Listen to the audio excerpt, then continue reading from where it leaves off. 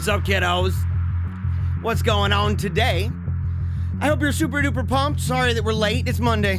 It's Monday, oh my gosh. And I've been cracking at it since like 4 in the morning. So I'm super tired. However, I've got my jet fuel coffee straight to the dome through a straw. Come on. Super pumped up to be here today. We've got a great show for you. We don't even want to mess around because we are talking about Christianity in crisis. And we are, aren't we? It's wicked bad times, wicked bad things going on all around us, but yet we resolve deep down inside every single day to never give up, to keep on smiling, and to remember that we too are going to die. And because of that, we dream bigger thoughts. We give it everything we've got, taking a knee for Christ the King, starting it out and ending it that way. Everything in between, knee for Christ the King. That way, every thought, every word, and every deed is offered up to him. And we've got to do it. We've got to do it not only for the salvation of our own souls, but for that of the world. We need to go out and we need to show the world that we are, in fact, little lights, not little gods. Not little gods like they talk about. Why? Because those gods ain't no gods at all. Come on. Ow! I want to see those wolves in that chat. I want you to give me everything you got, boys and girls. I want to see those wolves. Throw them up. Let the world know what you're about. And remember, after the program, over on Telegram, we are going to be having our Afterglow Q&A show. So it's going to be tons and tons of fun. It's going to be awesome. All right, let's move on here. Super pumped up. Again, I really am genuinely sorry about being late. I know I'm late like every time, right? It's become like a joke, right? Here, hold on, let me get this thing. Well, no, let me get it properly situated. Let's see if we can do it better. Here we go. Maybe a little more like that. More like that.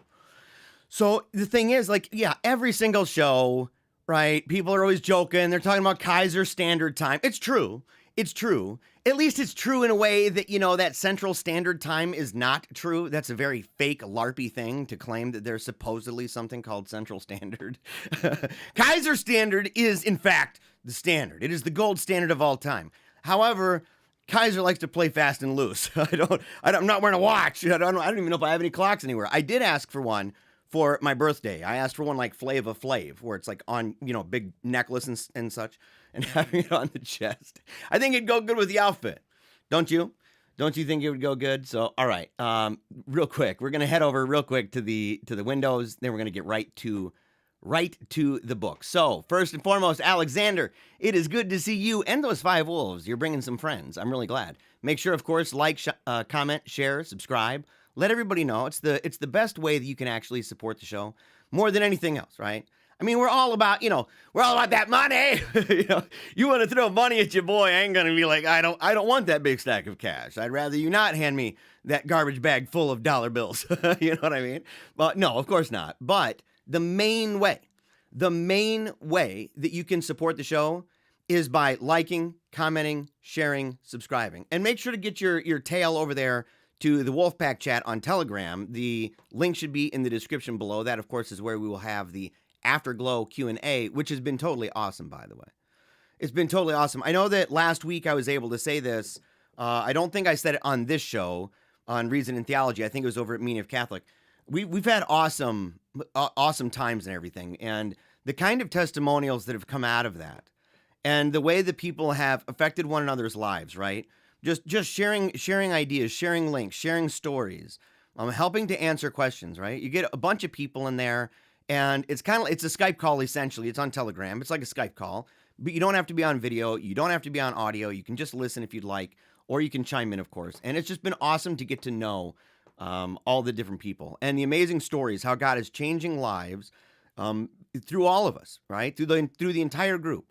And I say it all the time, this program, yes, it is my show. It is true, right? I'm your boy, Jeremiah Bannister, the OG. I didn't even say who I was. It's on the screen. You see it, right? But the thing is, yeah, okay, so it's my show. I get it. It's the Wolfpack chat. It says PaleocratDiaries Wolfpack chat. I get it. But the thing is really, it is a group effort. It is a pack because there's way more of you than me. and I come with some baggage. People are like, oh man, this guy's nuts. And you're like, well, the other people they kind of level him out a little bit. And I'm like, oh, I guess so. I guess they try, but it's great to see how God works through all of us. And so I just want to thank all of you. I'm dead serious about this. I want to thank all of you just to say how much I appreciate the fact that you're part of this group. And I think, I remember early on somebody said this is like a movement a little bit. I'm always skeptical of movements. But this is, this is pretty darn close. Pretty darn close. It's Glad Trad headquarters. It is. It's Glad Trad HQ.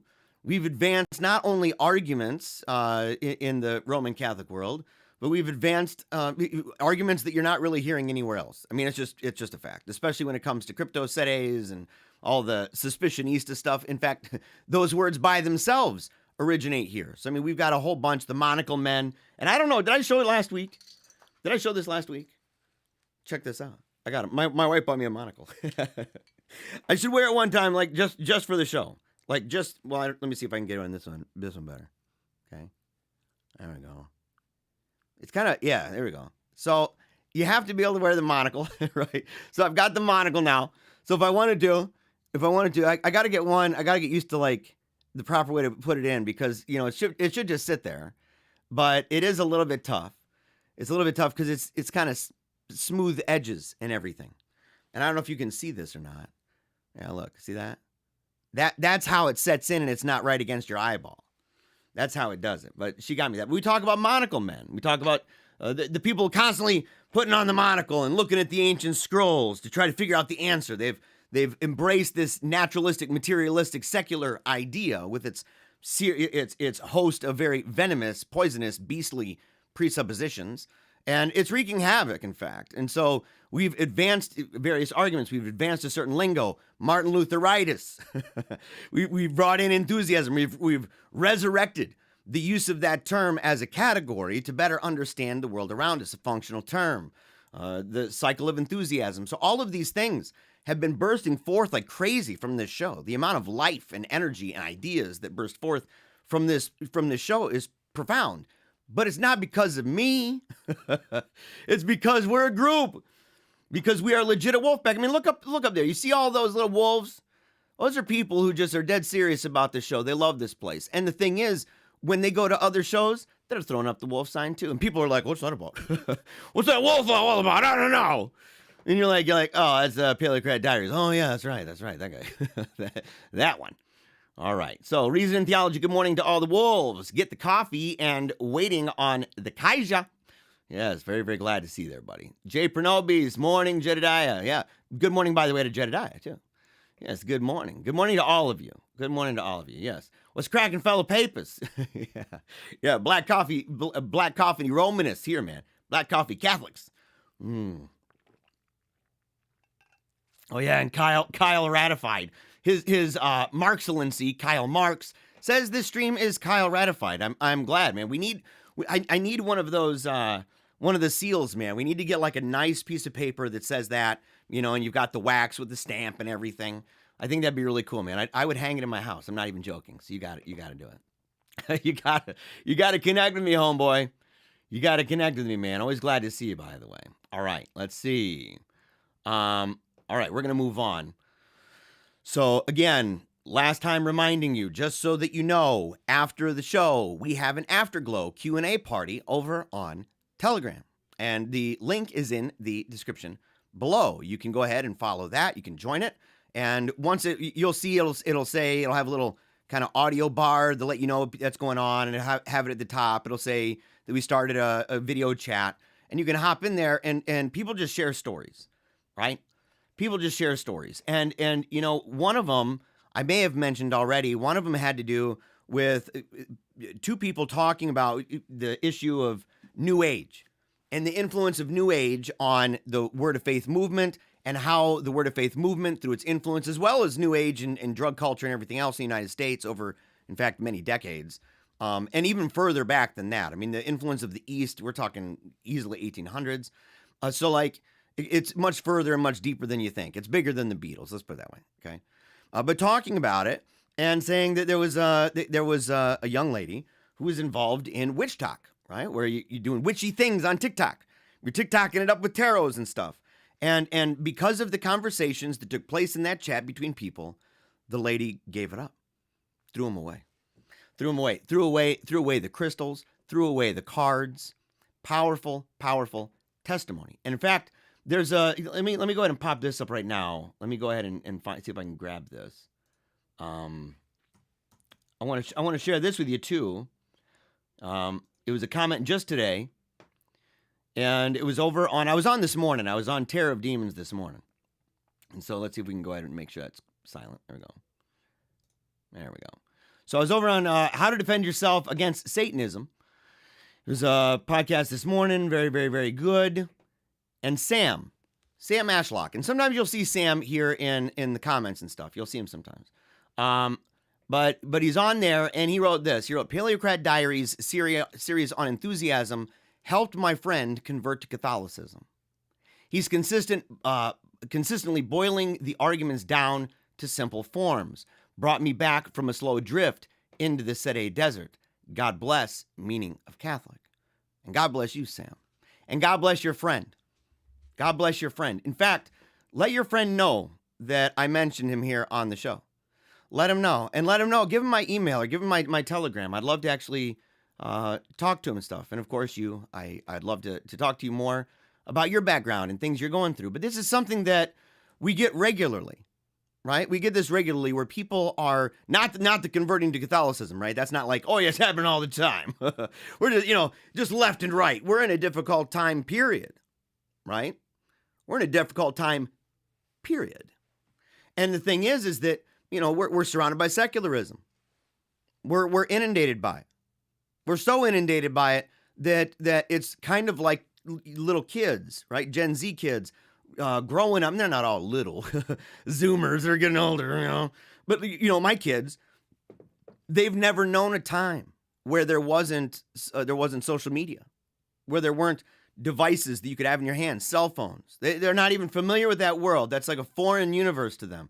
It's kind of like, for me, I remember my grandma would talk about what life was like back when they would, I don't know if she's old enough. She's almost 100, so been around for a minute, old enough where most of the cars still didn't have lights on them. That kind of thing. Where most people didn't even own cars. Where there was no TV. There was radio.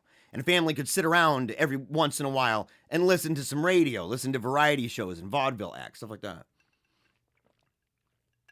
Vaudeville? What's that? I have no idea. I'm old enough to remember the Commodore. And so my kids are like, Commodore? What are you talking about? And I say, yeah, I know. It's kind of the thing is that, for me, I couldn't conceptualize everything that my grandma had gone through. And part of that was that I would struggle to conceptualize what had been done to me, right? What had been done, the thoughts that I had, the ideas that I had, the values that I had, how I lived and moved and had my being in this world, how I navigated within the realm of social imaginaries, and to say, how has that impacted me? And how has it impacted people in a day and age where information is at their fingertips? And all of a sudden, you got gurus left and right, people searching the ancient scrolls. They've all figured out the real truth. You're surrounded by it. Maybe it's infected you. We're all working on that together, aren't we? Because we got to get that out of there, that Martin Luther Rightus, that enthusiasm that is infecting the brain. We got verms in the brain and enthusiasm in the veins. We're straight up junkies for this stuff at this point. Totally true. Totally true. Yeah, Haley in the comments says, when you're old enough to remember the dial-up internet sound. Yeah, I remember when we used to have to use rotary phones to dial up on the internet. Click.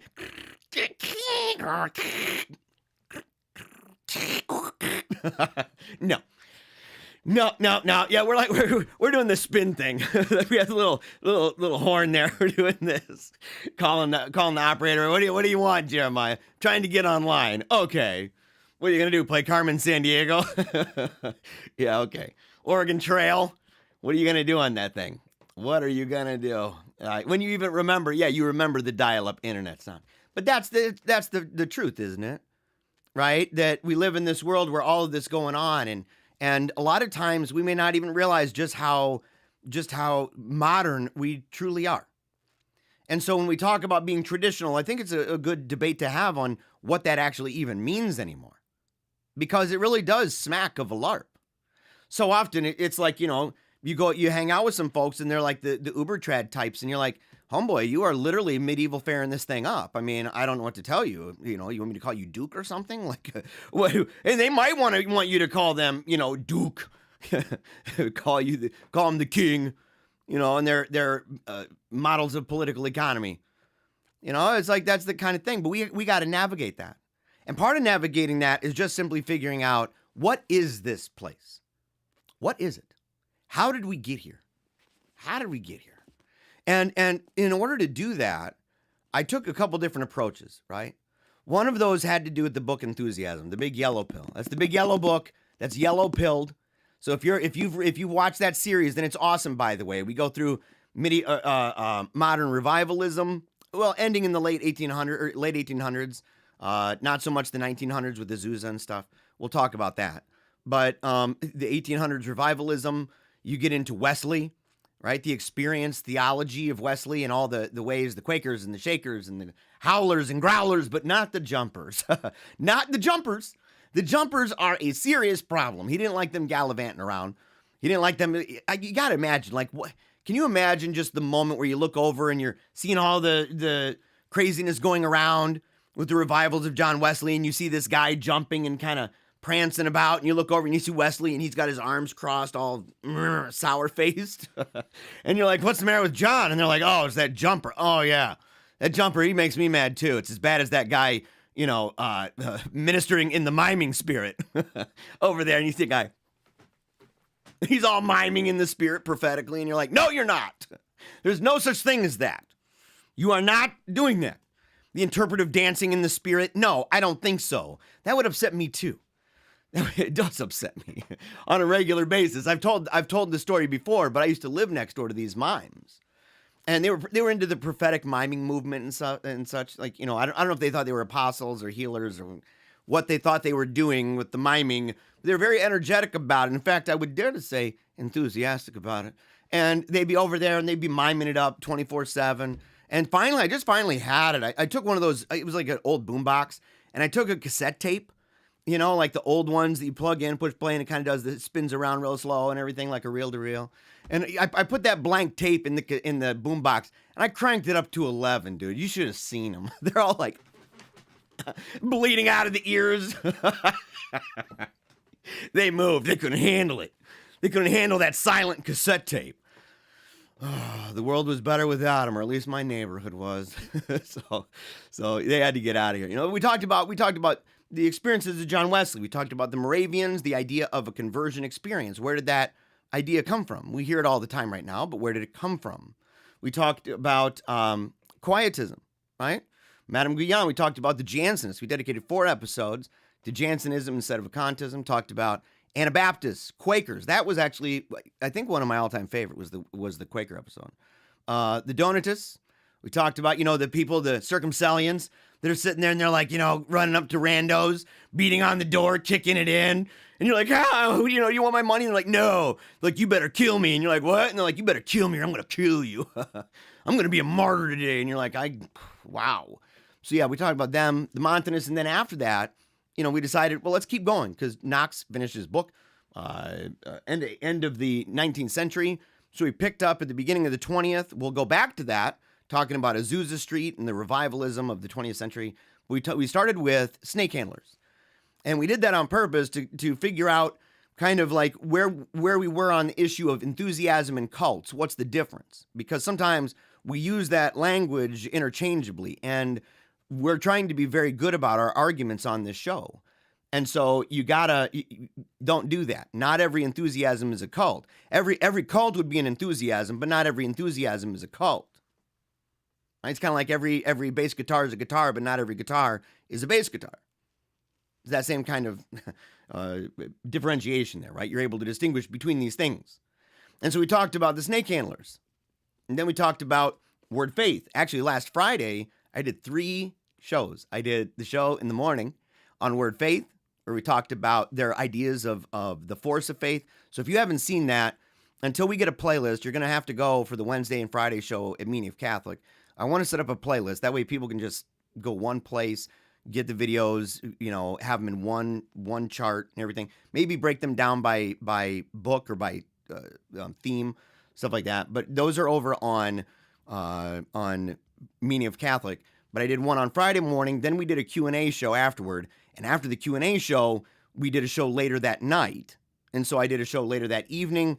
And that was about the counterfeit revival. I read from the foreword of that, and we talked about it in the New Apostolic Reformation, right? So the people that believe we're not only just in the latter rain of the end times, but that we have the advent of super apostles and the fivefold ministry, where you got the prophets and the apostles, evangelists, you got the whole gang, okay? And so we talked about them and and it was awesome because it really gave us an opportunity to talk about the mission for what we do at PaleocratDiaries, right? What is it? Why are we doing these things? What are the concerns we have of the world around us? And as I said, this comes out in the language, talking about Monocle Man, talking about Martin Lutheritis, talking about enthusiasm, right? Talking about these things. These things are of great concern to us. The subjectivity, the divine constitution of the visible church, and how so many people are refusing to regulate their thoughts and their words and their deeds according to that. And these things are of great concern to us. And so we've been continuing. We've got, I think, 3 more after this, 3 more episodes in this, going through the acronym flaws. Today is about little God. So we're going to go ahead and do that. It's going to be a whole bunch of fun. So go ahead and make sure you get your coffee real quick. All right, you got that coffee. Here we go. Let's see. We got it. Where's my song? Where's my song? Here we go. And there we are. That is the Paleocrat Diaries alert system. It has been activated by very beautiful, loving hands of my wife. Mega hot, half Korean beauty queen wife, activating the call. And why? Because she's notifying people all across the world, the north, the south, the east, and the west, 4 corners of the earth. The Paleocrat Diaries is on the air, and that we are about to enter the octagon of history. We're going to take on heretics. We're going to take on schismatics. We're going to continue blasting away at the blasphemers. And why? Because we have to subject all things to Christ the King. Every single thing in our lives. And we cannot be afraid anymore. We cannot be ashamed anymore. The time is now. We were made for a time like this, and we have to stand strong. We have to stand firm, knowing that we are residing in the bosom of the church. Hallelujah in the comment section. Let's pop it up right now. In the comments, she has released the carrier pigeons. We've got Jedediah. He said he bought a kazoo. Nah, he didn't really do that. Maybe. He's blasting the kazoo, though. We got the shofar going off in France. Okay? We've got the didgeridoo going off in LA. We've got different instruments all over the place, including, of course, the really long horn from the Ricola cough drops commercials. That one is going off like crazy. Letting everybody know. So as we prepare our mind and our heart for this, I want you to think of how awesome it is that you are part of the Catholic Church. How awesome it is that you are part of the Wolf Pack. How awesome it is that you are part of your family and your church, where you go to school, where you work, and that you've been placed in their lives for a reason. And that God desires to use you, to use the gifts and talents He gave you to make this world a better place, to leave it better than you found it. And that's what we do here.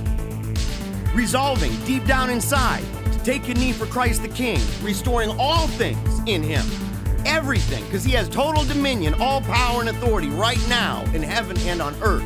And because of that, we can with great happiness in our hearts, resolve to never give up, keep on smiling, and memento mori. I love that, by the way. I didn't mention the Hammer Dulcimer. The person playing the Hammer Dulcimer over in Norway is all upset at me. They're like, I bought a Hammer Dulcimer to do this. And yes, we need a bat signal stat, Jay Pernobis. We do, man. Yeah. Kevin says, I'm hitting the snare in Georgia. He's hitting the snare. Blam, blam, blam, blam, blam. Let everybody know. Howl to the sun. S-O-N. You have to let them know. You have to let them know we cannot play footsies anymore with the world because the world's not playing footsies with us. I'm going to do a series on the apologetics of Irenaeus. And powerful. You want to talk about someone using the methodology that we talk about here, right? Revealing and exposing the systems of the enemy. Not just argument by argument by argument, ad nauseum, ad infinitum. No. Going after it, going for the jugular, finding out the systems analysis and realizing that that's how you do it. And from that vantage point, you've already obliterated it. You've revealed it for the weak and writhing thing that it is. He can't stand up to Christ. That's why you don't get in the neutral thing and be like, I'm going to take a neutral stance. No, you're not. No, you're not. For one, that's totally fake. You don't play chess against yourself. That's totally fake. It's the worst line in the movie Searching for Bobby Fischer. He even played chess against himself. He knew his moves. He had a plan. I'm going to trick myself. I'm tricking it. No, you're not, dude. You're not tricking yourself. And in honesty, you're not tricking other people when you pretend this fake neutral stance. I'll say, here's an example of where the neutral stance leads you. I heard recently this person was saying that it was a popular apologist, and I will not name this apologist, but apparently was praising, giving qualified praise to an ingenious question that was put forward by a counter-apologist. And by counter-apologist, I mean an anti-Christian who makes it part of his living to go around and to try to make deconverts. Number one, why would you ever do this? Number one. Here's the question. This is the profundity of it all. The profundity was, why is it that Christians who claim to have grace so often behave in ways similar to non-Christians? It's a recasting of an argument made. In fact, it's ancient. It's ancient, right? This idea that, you guys are hypocrites. You're no better than us. You people, what do you do that we can't do? It doesn't change your behavior. And I thought, we're in Lent right now. Oh yeah, that's right. Our faith totally doesn't change our behavior. We don't act any differently. Everybody in the world's just doing some Lent. What? Praying some rosaries. Fridays and Saturdays, prayers. Sunday obligations. Confession. Any of the sacraments at all. Examination of conscience. Now, does that mean that you're not going to be a sinner like other people? No. That's why we have confession. But here's one way we behave differently. We've actually put forward systems that recognize, right, that God has instituted, Christ has instituted, that say, hey, look, this is a common thing amongst men and women in the world. And they need a means by which not only to have their sins forgiven, but to be given direction. And not just by going to Barnes & Noble in the self-help section. By the way, Rachel, thank you very much. Yes, today is the day the Lord has made. Let us rejoice and be glad in it. I normally say that at the beginning. I can't believe I didn't say that. Oh, no. Let's see. Wow, there's a lot of up here. There's a lot of them. I didn't even realize that. How did that happen? It's 9 times. You guys are just talking like crazy. You guys are up here talking like crazy. So, all right, we'll just go through a couple of these. I'll see if there's any, and then we'll get right to the book. All right, let's go here. What if we just deal with people and their concerns as opposed to siloing them and treating them as constructs? I don't know what you're talking about, Sean. What are you talking about exactly? And look, I don't think that anybody's siloing. I guess I don't really know if that's to me. What are you talking about? And treating them as constructs? I don't think anybody's treating anybody as constructs. But maybe you're dealing with people. Maybe you're talking to a specific person in the chat, and not specifically to me. I don't know. If you want to break that down, make sure to put @Paleocrat. If you put that on there, that should be, and I think you could even do it at Reason and Theology, I think. But I'm not signed in as Reason and Theology, so the only way I'm going to see that is if you put @Paleocrat. So if you have something you want to say to me, make sure to do that. But yeah, I don't think we should treat people as constructs. I don't think we should do that. I think, however, that it's a very strange thing to take the position that we're snowflakes. I think this is like a lesson learned. I mean, it's as old as time, but God made us as pattern seekers. So it's why there's the joke of the person who says that they're, I'm a nonconformist, man, and they look like all their friends that just came out of Hot Topic. Okay. So you're not a conformist. Well, you look like a nonconformist. You look like one, where it becomes its own category. It's, so it becomes its own kind of thing. There's an expectation that goes with that, like non-denominational. There's a kind of expectation. Doesn't mean they're carbon copies. But and it's the reason why Marshall McLuhan, he was asked in an interview one time, he was asked, what do you think about the hippies? This is back in the 60s and stuff. And he's talking, he said, I think people should be able to, if they want longer hair or whatever. That was his take. He said, but they do need to at least recognize that if people see them, they're going to judge them very quickly as to certain things. Now, that's not entirely accurate. But if you see somebody, dressing like a hippie, look, I mean, maybe they are a lawyer. There were lawyers dressed like that, But there's also this heuristic that happens that makes it so that humans can function. So humans, we see certain patterns. It's why we can see men and women and so quickly make judgments, and why it's confusing when we gender bend. And so that same kind of thing is at play. And it also makes it so that when you're talking about other groups, I'm not an individualist on the score at all. Like I am definitely a group dynamic guy. So I say that by and large, people function in groups, even so-called independents, which would be a great example. Independents, people who politically say they're not part of the Democrat or the Republican Party, by and large, they all vote partisan in elections.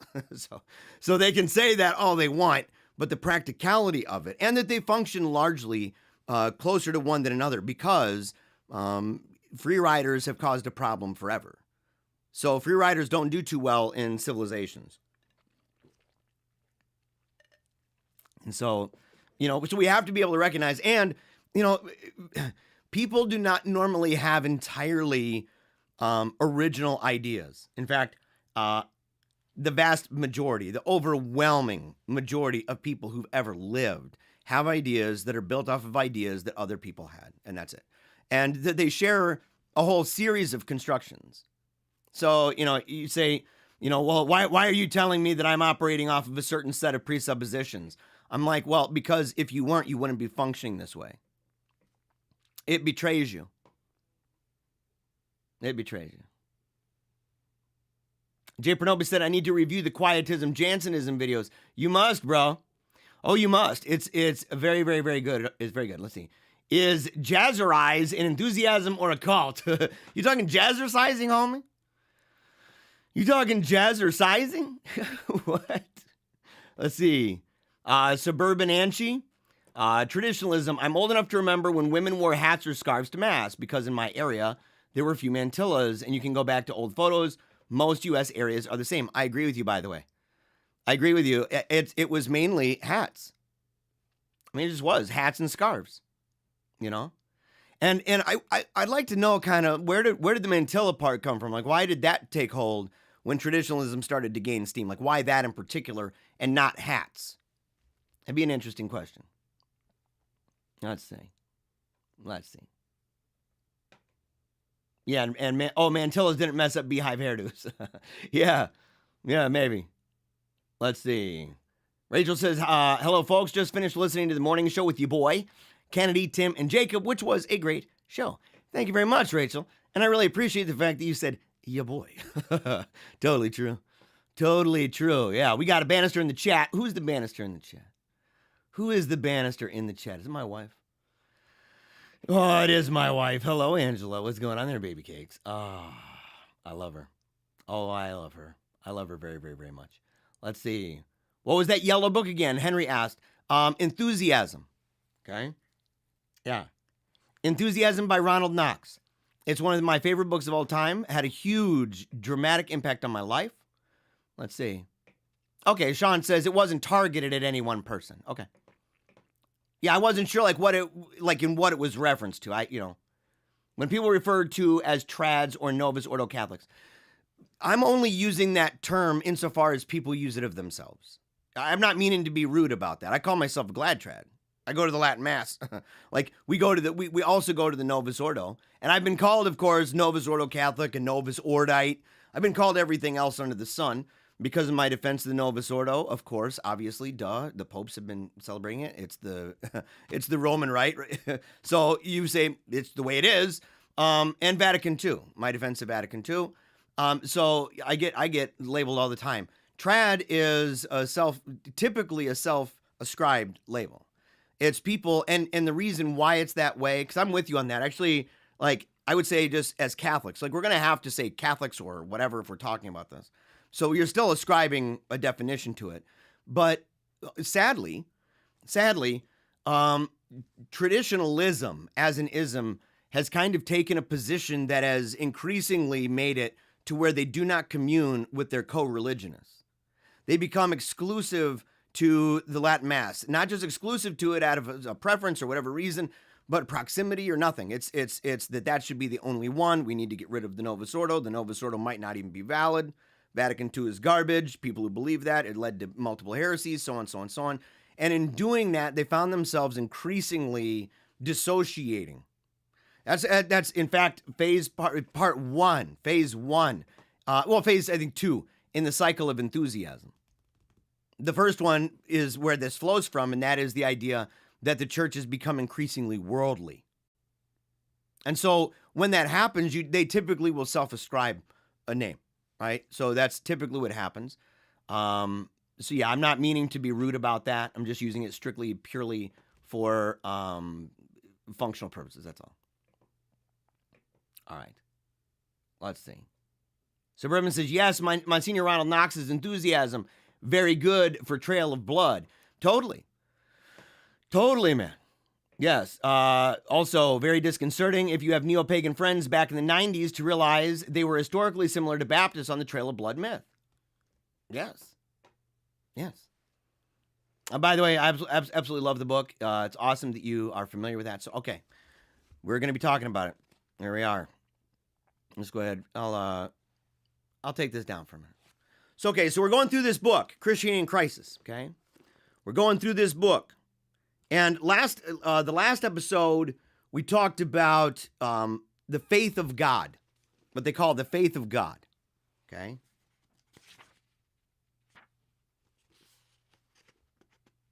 Okay, hold on a second. Bro.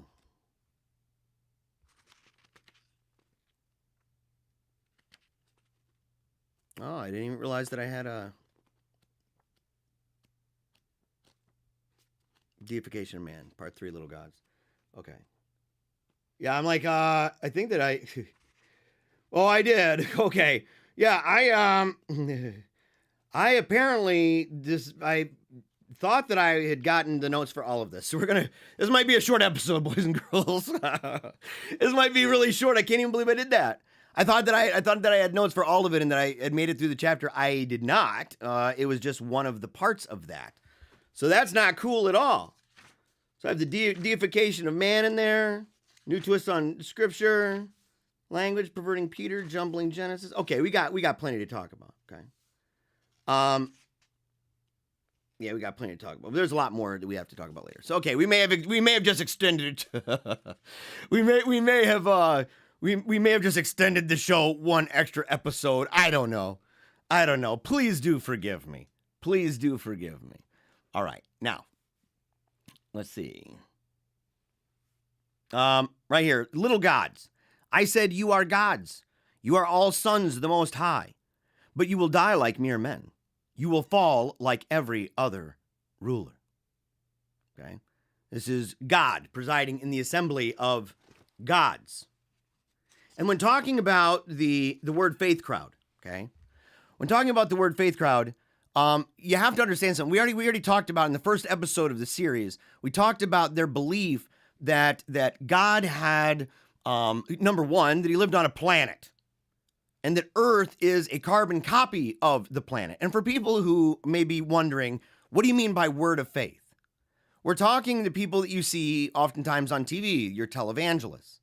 So you're going to see Kenneth Copeland, Kenneth Hagin, Joyce Meyer, T.D. Jakes, Creflo Dollar, Jesse Duplantis.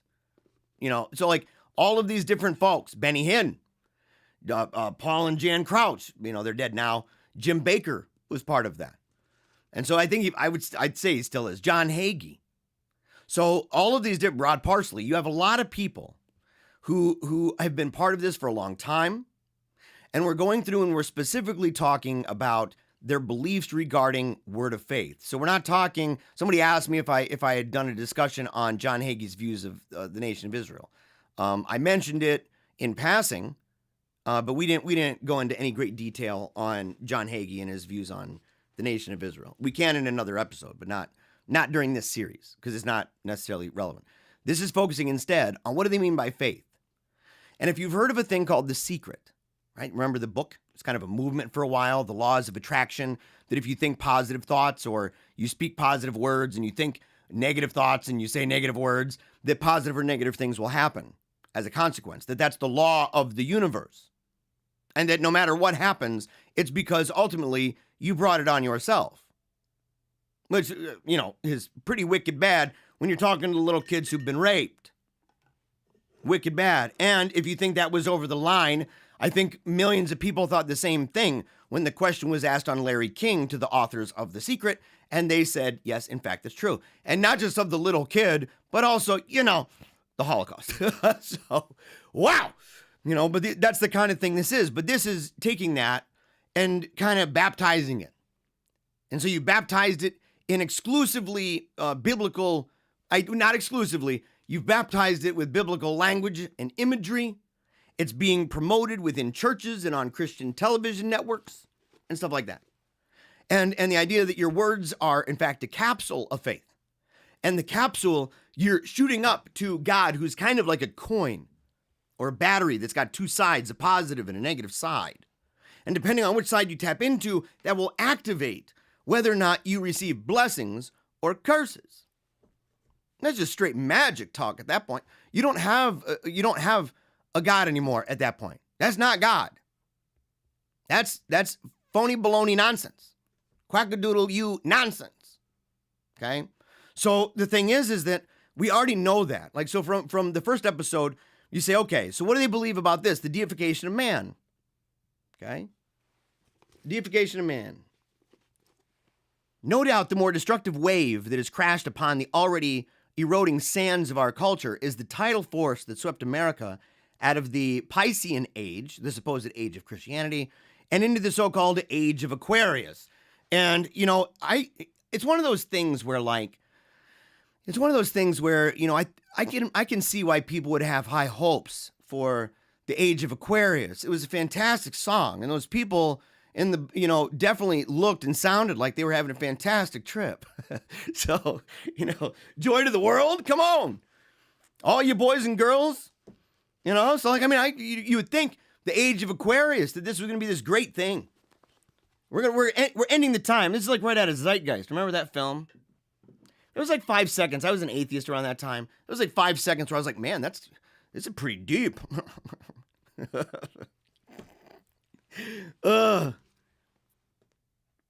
Without a single shot being fired, America has been converted to a new religion.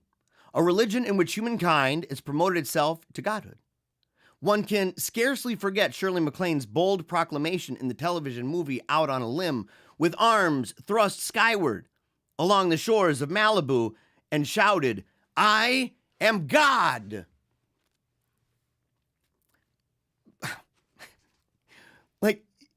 Even scenes like that, you gotta know. I mean, everybody's kind of like, oh, was that really that powerful? Were people like, that was such a profound moment where you were like in the water and you went down there and you flew down there on a plane and you were on the beach that one time and you like raised your hands in the sky and said you were God, remember that? And she's like, yeah. And you're like, that was awesome. I remember, that's when I realized I was God. And you're like, God realized stuff? God's like, oh dang, I didn't know. Okay. You're God, she's God. Is she even alive anymore? Or is it like one of those like mother God things where, the person said, the brother, and he used a word that I would not use in this situation, but his sister died. And she was, I think it was the brother, or the sister, or the brother-in-law. And they're talking to the cult leaders who were remaining, and they're all super sad about the fact that Mother God died. And he's like, you people are a cult. You keep going out and you keep telling people that she's really God and everything. He's like, God doesn't die, you retard. That's what he said. It's him. Okay, come at him about that. People are going to be like, you said the R word. I'm like, dude, it's a quote. It's a quote. But isn't it true? And it's almost like, aren't there certain words that only make sense to say for that kind of stupidity like that? It's that bad, right? You're like, that's taking it to another level. You don't go, well, that's absurd. That's like, cutting your hand off with a chainsaw and going, ouchie McWouchie. Ouch McWouch. What are you talking about?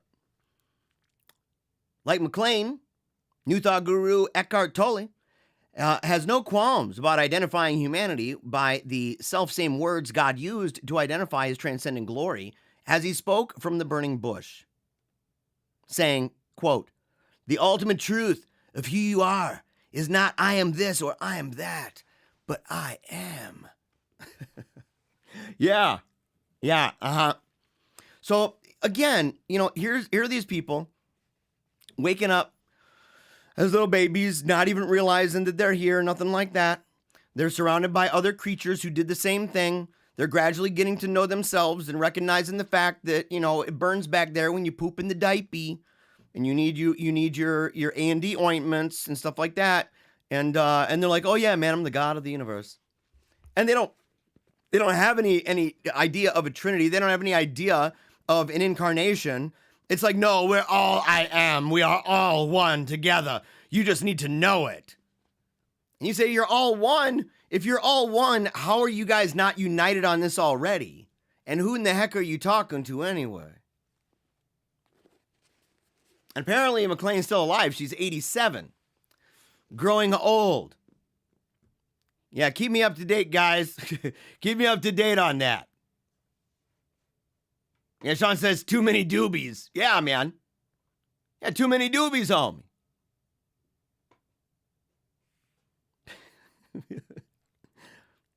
Old Deepak Chopra is equally convinced that humans are divine. Quote, we remain unfulfilled unless we nurture the seeds. We remain unfulfilled unless we nurture the seeds of divinity inside us. In reality, we are divinity in disguise. And gods and goddesses in embryo that are contained within us seek to be fully materialized. Yeah. Gods in embryo. Oh, no. There's that Mormon jazz. That's that Mormon jazz. Your God's in embryo. Your mommy and daddy from another planet where your daddy is a polygamous god having endless celestial sex with many wives is you're one of whichever one of the wives gave birth to you, placed you in embryo here, and you're working it out over time.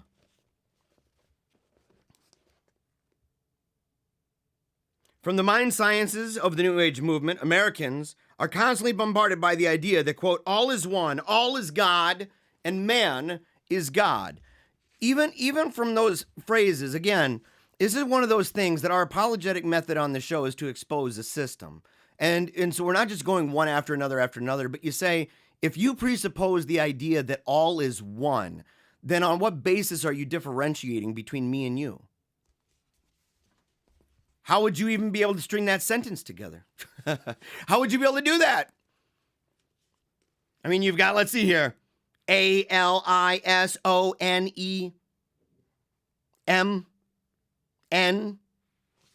You've got a whole bunch of various characters, one that's not another. So it's like, well, no, all the humans are one. Well, all the humans are. Well, how do you know that? Have you empirically proven that? Has it been divinely revealed to you? On what basis do you figure it's been divinely revealed? What do you do with conflicting statements? Reductio ad absurdum their keisters out of the entire building. Out of the Colosseum. Just reductio over and over and over. These people have no philosophical grounds, no framework wherein and whereby they would be able to make sense of the one and the many. And yet they fall on the side of the one. Miles Monroe, he says this, I'm going to say it again. Prayer is man giving God authority or God license to interfere in the affairs of man. So, okay, did you read that in the Catechism, by the way? Did you read that? Wow. Wowzers, man.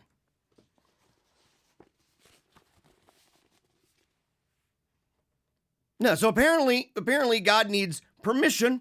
He needs to be granted authority. Wow, that's neat, man. That's really, really profound, dude. Yeah, so like when we pray, we're not like doing what Jesus said, dude. We're like giving God permission and stuff, man. Yeah, that guy's blown out. I'm going to take a deep breath. I bet you are. I'm going to take a deep breath. Because some of you religious people aren't going to understand me. Are you ready? Are you ready for this? God cannot do anything in the earth without a human's permission. Ha! What? All power and all authority has been given unto me. Except for that. Except for all power and all authority. Isn't that a neat word that they use? All power, all authority. Isn't that neat? It almost seems like there's nothing outside of that. And that at this point, it's simply a matter of materializing the idea that everything is subject to him, and that we subject all things to him by reconciling all things to him. Yeah. This guy's just a raging heretic. Miles Monroe. What does that cat look like, by the way? I don't know if I've ever really watched Miles Monroe. Am I missing anything, guys? Tell me if I'm missing something. Ever since the dawn of time, Satan has tried to peddle the lie that mere men can become gods. It's not just that. I mean, and this is one of the things we talk about often is the idea that, when we assume these powers in the secular age for ourselves, and I think this is a way of people becoming deified in themselves, that they ascribe that to themselves, is the idea that they no longer need to subject themselves to the authority of the church. They no longer need hierarchy. They no longer need authority. They know authority outside of themselves. They no longer need to be subject to anything. They no longer need to subject themselves to the idea even of divine revelation, but rather that it's just simply clactivating themselves to death online. Well, I looked it up. I looked up those on the glowing screen, and I read the ancient scrolls. I put on the monocle, and I was reading it, and I came to these fantastical truths. I had a guy email me. A guy emailed me and was telling me, that, well, I don't think we need, apparently a Catholic, definitely an enthusiast, no doubt about it. Like, unquestionably, like this is a sure mark of it. Insisting that, I don't think we need to take like authority and a hierarchy so serious. I mean, Jesus is like talking to us direct. He's got a bat phone. So this guy's got one of those bat phones. Ring, ring, ring, ring, ring. Yes, Lord. And of course, the Lord is like with any of these guys who claim to have meetings like Robert's Lairdon, playing in the river of life after getting blown out on the Holy Ghost overdose pill with the Lord in heaven. That kind of guy. The people that say that they made their way up to heaven and God showed them all of these things, let them peek down into hell and such. It's kind of like that. but he said, that we don't need that anymore. Well, not that we don't need it anymore, but that that it's human wisdom. That I'm focusing too much on human wisdom. And I thought about it. I'm like, I'm actually rarely ever. How often do you hear me talk about Kant and Hume, Wittgenstein, Plato and Aristotle? How often do you hear me even cite these things? I'm talking about systems analysis, and my systems analysis is theological to the core. I bank it off the Trinity. That's what we're doing. The divine constitution of the visible church. Yeah, it's human wisdom. What? Dude, it's dogma. Like revealed divinely. Divinely. That's not, you're not, pulling that out of thin air. You're not taking the ideas of the Trinity out of a Cracker Jacks box. Come on, homie. Do better. In The Road Less Traveled, M. Scott Peck, a psychologist popular in both New Age and Christian circles, puts words into the mouth of the Creator when he writes, quote, God wants us to become himself, or herself, or itself, we're growing toward godhood. God is the goal of evolution.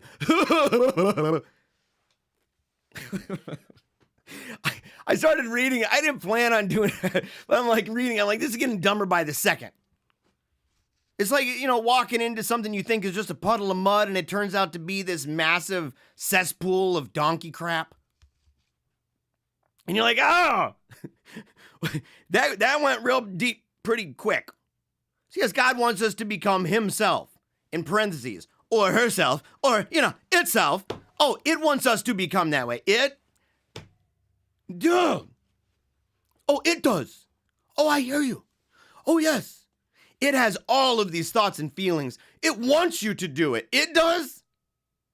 As I said, these people from the get-go, self-refuting claims.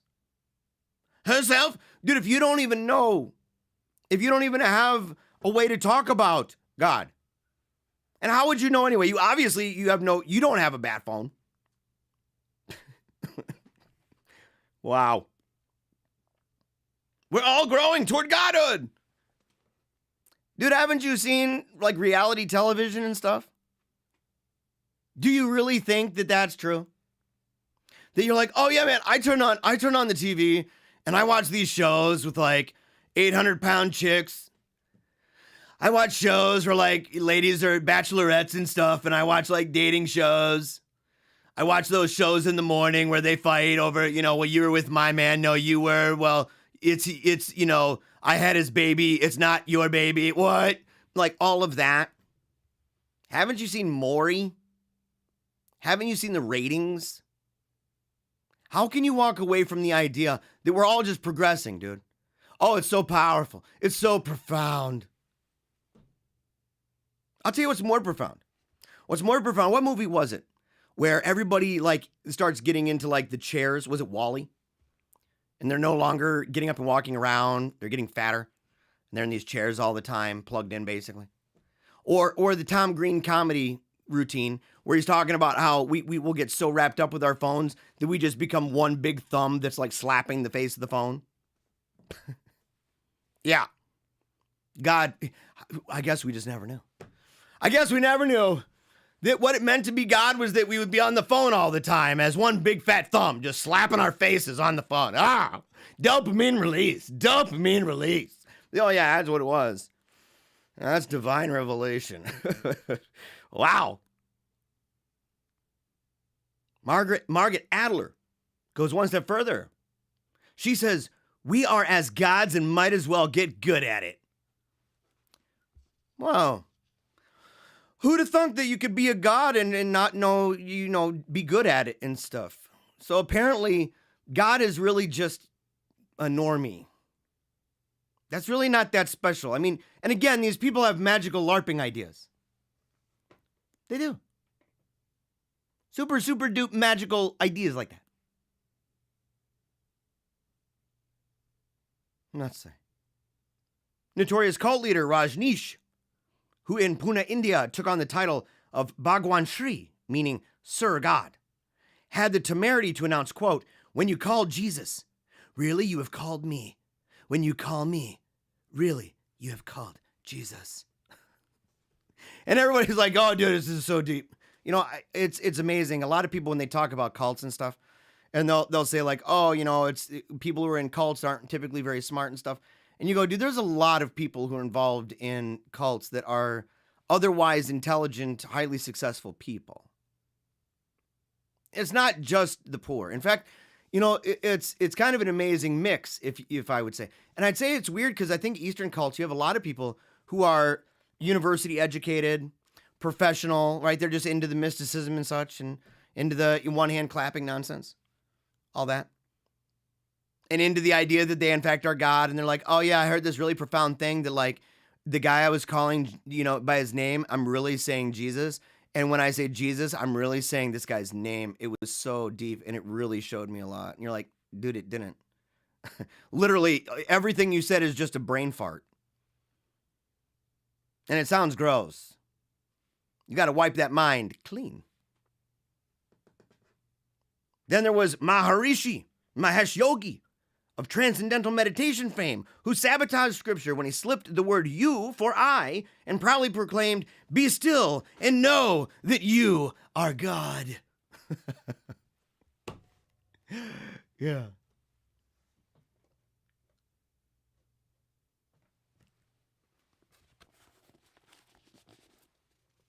And Kevin, what is your bat phone? What are you talking about? You need a bat phone? Do you need a bat phone, bro? Oh, no. Oh, no. Hold on a second. Hold on. I got to see something real quick. This would be hilarious.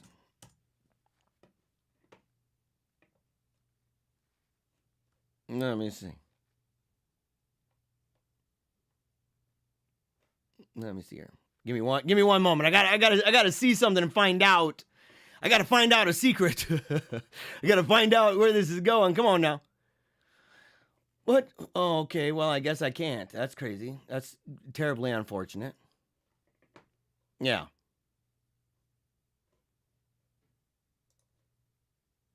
Yeah, but why would you need a bat phone? Why would you need a bat phone, Kevin? Where's your bat phone? Ugh. And who can forget the infamous Jim Jones?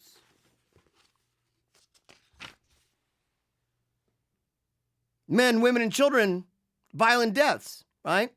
This deluded cult leader screeched, "It is written that ye are gods. I'm a god, and you're a god, and I'm a god, and I'm going to stay a god until you recognize that you're a god." Man, that's profound, guys. Yeah. I was wondering, like, Kevin, were you the guy that emailed me? Dude, if you were, I'm going to feel really terrible. I'm like dogging the guy that emailed me, and he's like watching the show. He's like, "Oh, that was me, dude." He's all crying. He's mad at me. Dude, seriously though, tell me you're not that guy. You better tell me that. Let's see. "I'm going to stay a god until you recognize that you're a god. And when you recognize that you're a god, I shall go back into principle and will not appear as a personality. But until I see all of you knowing who you are, I'm going to be very much what I am. God, Almighty God." Bah! What a dork. What a dork. "I'm going to go back into principle." Oh, dude, do that vanishing act for me, homie. Yeah.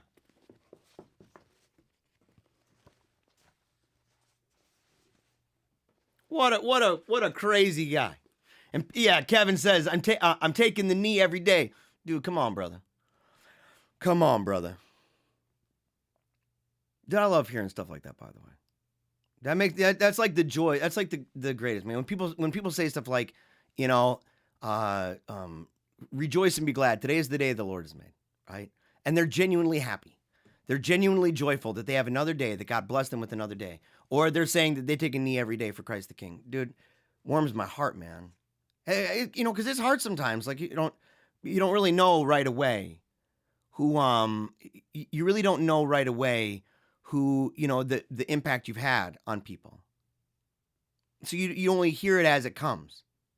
And so, hearing people that go out there and they're making videos and telling people to take a knee for Christ the King and stuff like that, it's just really powerful, man. And I'm not saying that it's all from me.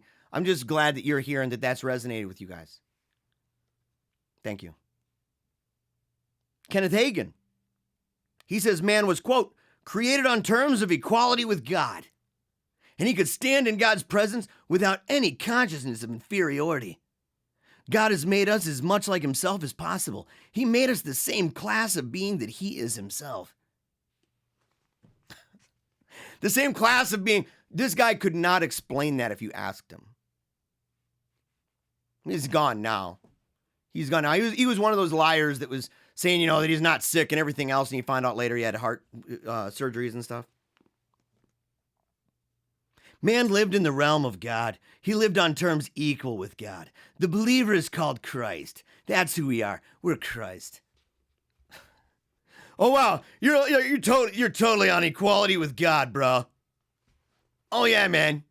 He made you of the same class. You want to know why that's baloney? Again, once again, you want to know why it's baloney right out of the gate? Is because you can't be part of the same class. Because God wasn't made, you weirdo. God wasn't made. Isn't it obvious? God was not made. And then he made us to be of the same class, exact in every way, except, we're made. You know what we call that? Creator-creature distinction.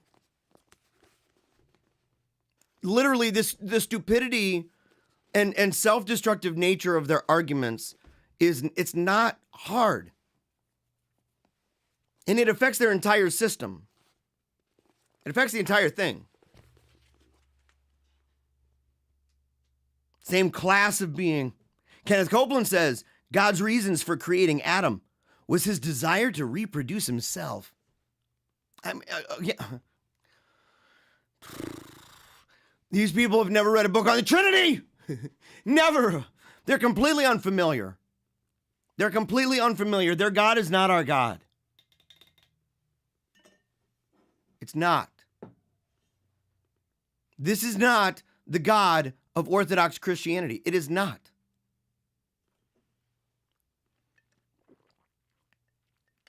You can't even do it on the divine simplicity idea, because to him, God's made of faith stuff. Divisible. Height and weight. 9-inch hands. His hand span, right?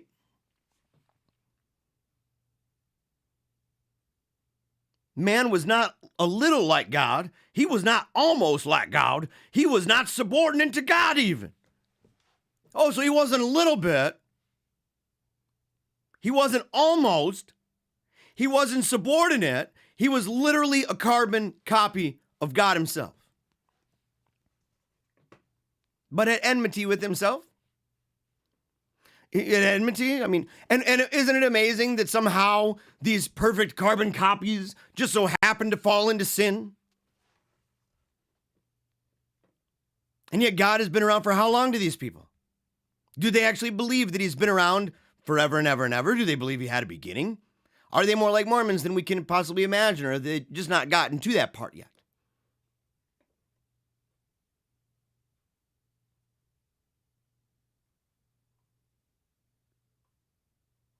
Derek Babb says, always missing the notifications. Can't wait for the Afterglow. Dude, yeah. A reminder again. Make sure to go to the Afterglow. Very, very, very good. By the way, Suburban Banshee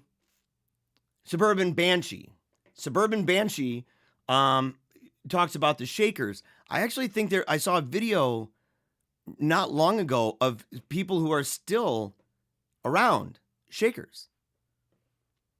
Yeah, I did not know they were even still around. Old ladies. There's not many. It wasn't like it was like a big church or anything like that.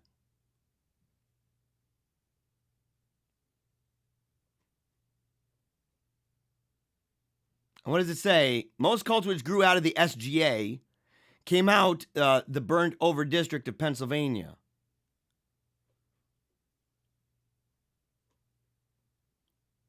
Oh, the Second Great Awakening. Yeah. Yeah, Second Great Awakening. And these Great Awakenings, this is something actually in the counterfeit revival that I'm going to take issue with. Because Hank Hanegraaff in there, he's talking about Jonathan Edwards. He's talking about later revivalists later and stuff like that. And it's one of these things where you're like, it did not do what you think. It did not do very well. In fact, Dr. Gary North, a Christian Reconstructionist of the Tyler School, he talks in his book on social theory, interestingly enough, about the idea of revivalism and this drive to say, everything needs to be fixed. We need to make it go back to where it should be, right? And the way we do it is revivalism. And he says, no, he said, you can look at just the statistics and data by itself and find out that that's no good, right? That you end up having infidelity, right? Children out of wedlock, through the roof. Alcoholism, through the roof, within a matter of 15 years. All went downhill. Because it was based so much on the experience, which is part of it, right? Restoring all things in Christ. The more that we restore things in Christ, we will experience ebbs and flows of wild displays of emotions. Some of them that go too far, some of them that may not go, in fact, far enough for the wickedness that we've committed. And we need to be okay with that. We need to be okay with the fact that the more that we preach, the more that we go out and engage in apologetics, the more that we go out and engage in evangelism, the more that we go out and see people convert, see people take a knee and confess their sins, to see that, the more that that happens, the longer we go before that happens, the worse it's going to get. The emotions, the way that people are going to feel about the self, in fact, the struggles that they'll have, the scruples maybe that they'll deal with. They'll grapple with those things.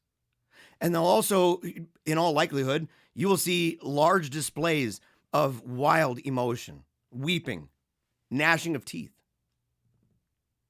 You'll see stuff like Brownsville Revival, where people are going to weep and gnash their teeth, flailing about, beating their chests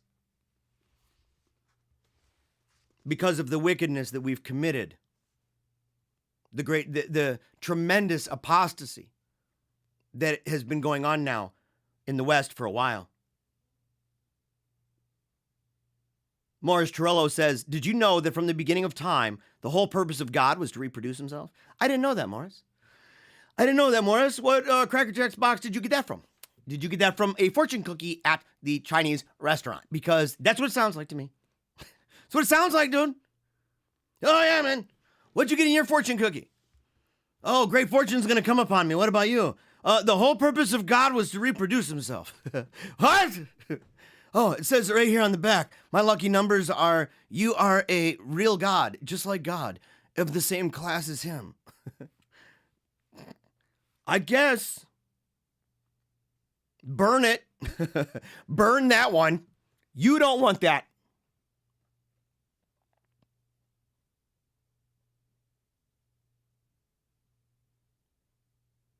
Let's see.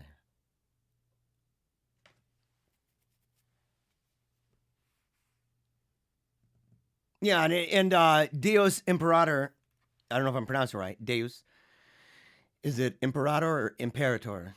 I don't know. The Ahmad deity of the Mormons is mutable. He's growing in intelligence and knowledge. Yeah, totally. Because it's a fake god. It's not real. That's indefensible. Indefensible, because ultimately that god would have to begin at some point. Right? And they have kind of an infinite regress at play with that.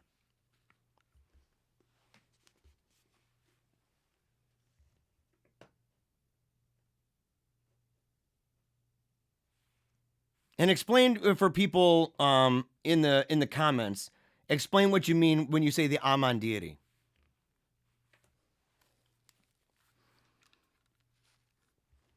Kenneth Cope, okay, let's see here. He says, when we stand up here, brother, you're not looking at Morris Churlo. You're looking at God. You're looking at Jesus. No, we're not. We're looking at Morris. And Morris is looking like a fool. He's looking and sounding like a village idiot. And everybody knows it.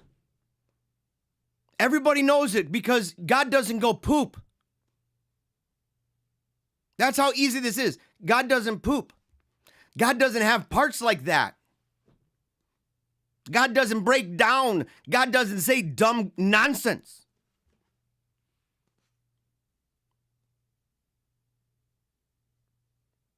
And how would we be able to look? Creflo Dollar is equally dogmatic. Quote, if the Godhead gets together and say, let us make man, then what are they producing? They're producing gods. You are gods because you came from God, and you are gods. You're not just humans. The only human part about you is that physical body that you live in. How is that not? How is that not? I mean, you, at that point, you really are just another incarnation. We should celebrate your birthday like we celebrate little baby Jesus' birthday. Creflo Dollar. Dollar marshaled Philippians 2:5-6 as a pretext for exhorting his devotees to talk themselves into equality with God. He said, We're not going to shine as lights till we accept our equality with God. We're not going to shine as lights until we stop thinking that being equal with God is a dishonor and a robbery. That's weird. That's real weird. Let's go. We've got our handy dandy. Let me go Philippians 2, 5 through 6.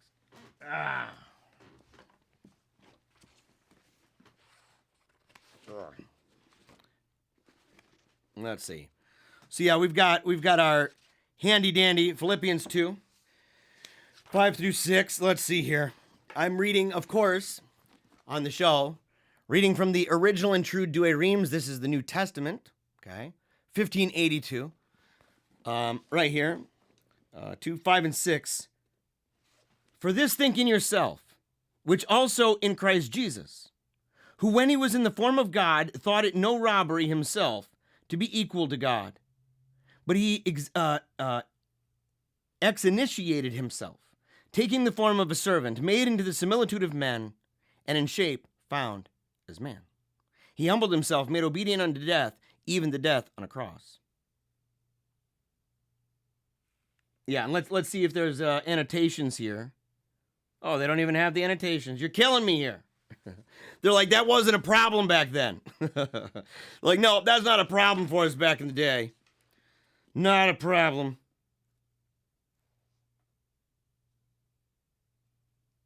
Yeah, where's the asterisk here? Okay. But that's what they took it. And said, yeah, okay, look, you need to say that you're equal with God. That's their take on it. Charles Capps goes even further. He says, God duplicated himself in kind. Adam was an exact duplication of God's kind. Again, these people they're just using words they don't even understand. They don't even understand it. They use it in contexts that are completely different. Like they'll talk about kinds when talking about their ideas regarding evolution or whatever. And then they say, oh yeah, we're going to talk about it in relation to God and the creator and creature distinction. There's no such thing as that. God put all of his the same kind of stuff. And you're like, so like, essence and stuff? Is this what you're talking? Holy cow, homie. Cap's sentiments mirror those of cultist Herbert W. Armstrong, founder of the Worldwide Church of God. Quote, as God repeatedly reveals, his purpose is to reproduce himself into what may become billions of God persons. Why did the Creator God put man on earth? For God's ultimate supreme purpose of reproducing himself or recreating himself. And it's too radical for Mormons, by the way. Yeah. I mean, Kenneth Copeland says, you don't have a God in you. You are one. Benny Hinn says, I am a little Messiah walking on earth. Oh, he's a little Messiah. So, I mean, if you say, well, what do you mean by that? Insofar as they differentiate what Jesus was and what Jesus did in his role as Messiah, if you say, well, yeah, I'm following the Messiah. Well, in that sense, I guess you would be, to a degree, you'd be doing the actions, you'd be working, right? In that mission, he sends you out to go out and to make disciples, that sort of a thing. But you aren't him. You don't play that role in salvation history. You don't, and why? Because you're not the second person in the Trinity. That's why. Because you are man. You are flesh. You needed saving. Jesus didn't.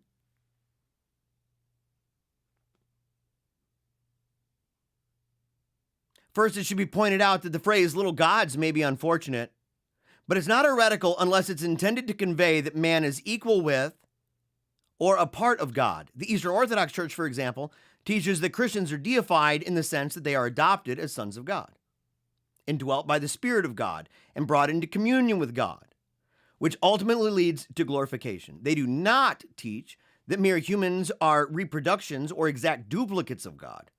Thus, their doctrine of deification falls within the pale of orthodoxy. I don't know if he wrote that after he became Orthodox or what, but if he didn't, bravo for him. Bravo for him to be aware enough. He's a smart guy. He said, I should also draw a clear distinction between the concept of divinity taught by metaphysical cults, such as New Thought, Christian Science, Unity School of Christianity, Mind Science, Religious Science, and the doctrine of deification taught by the faith movement.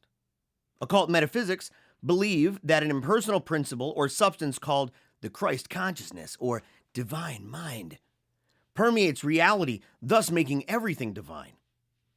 In essence, occult metaphysics is an odd blend of pantheism, all is God, and panentheism, all is part of God.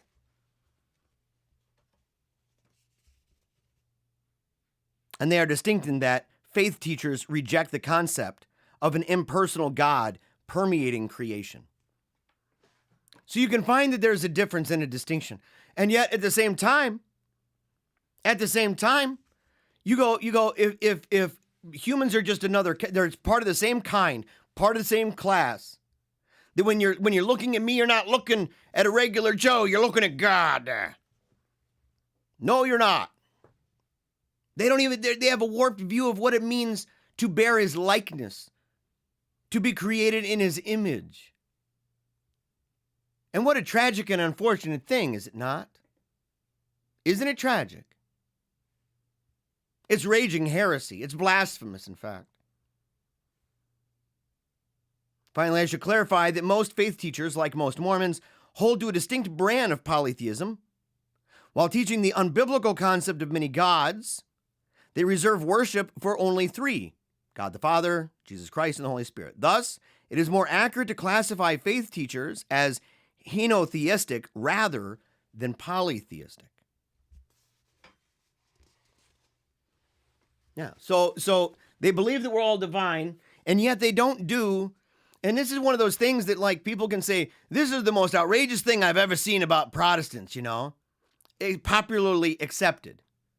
And you go, well, maybe popularly, but the Quakers were down with that kind of sickness. They took it to a whole new level. Because you could ascribe to various people, like George Fox and his wife. You could ascribe to them certain terms. Naylor, right? There was another guy. Was it James Naylor? You could ascribe to them, and you could give them certain accolades, certain names, and attribute it to them that are traditionally ascribed only to God. You could call them Jehovah, Yahweh, Adonai. You could call them that. You could call them, Son of the Most High, Son of Man. You could do that because to them, he was becoming indwelled in you. We talked about that in the Quaker episode, if you're interested in learning more about that. And that's, as I said it earlier, I said that was maybe one of my favorite to do. I really loved doing that episode. It was a lot of fun. I even made the LUT, right? The color grading and stuff. I made it kind of unique just for the show. So it's kind of it's got like almost black and white, some browns, and like a kind of a green hue to it, almost like a matrix feel. It's kind of cool. But there's this new twist on Scripture. Faith teachers habitually cite John 10:31 through 39 as proof positive that humans are indeed little gods. It refers, of course, to Psalm 82:6. Now, these individuals, like TBN President Paul Crouch, puts it, he says, I'm a little god. Critics, be gone. Oh, critics, be gone. Everyone's like, come on, preach now. they're grabbing out. Oh, come on. Oh, here we go. They're pulling out. Come on, Brother Crouch. Come on. Preach it. Woo. Preach it. Yeah.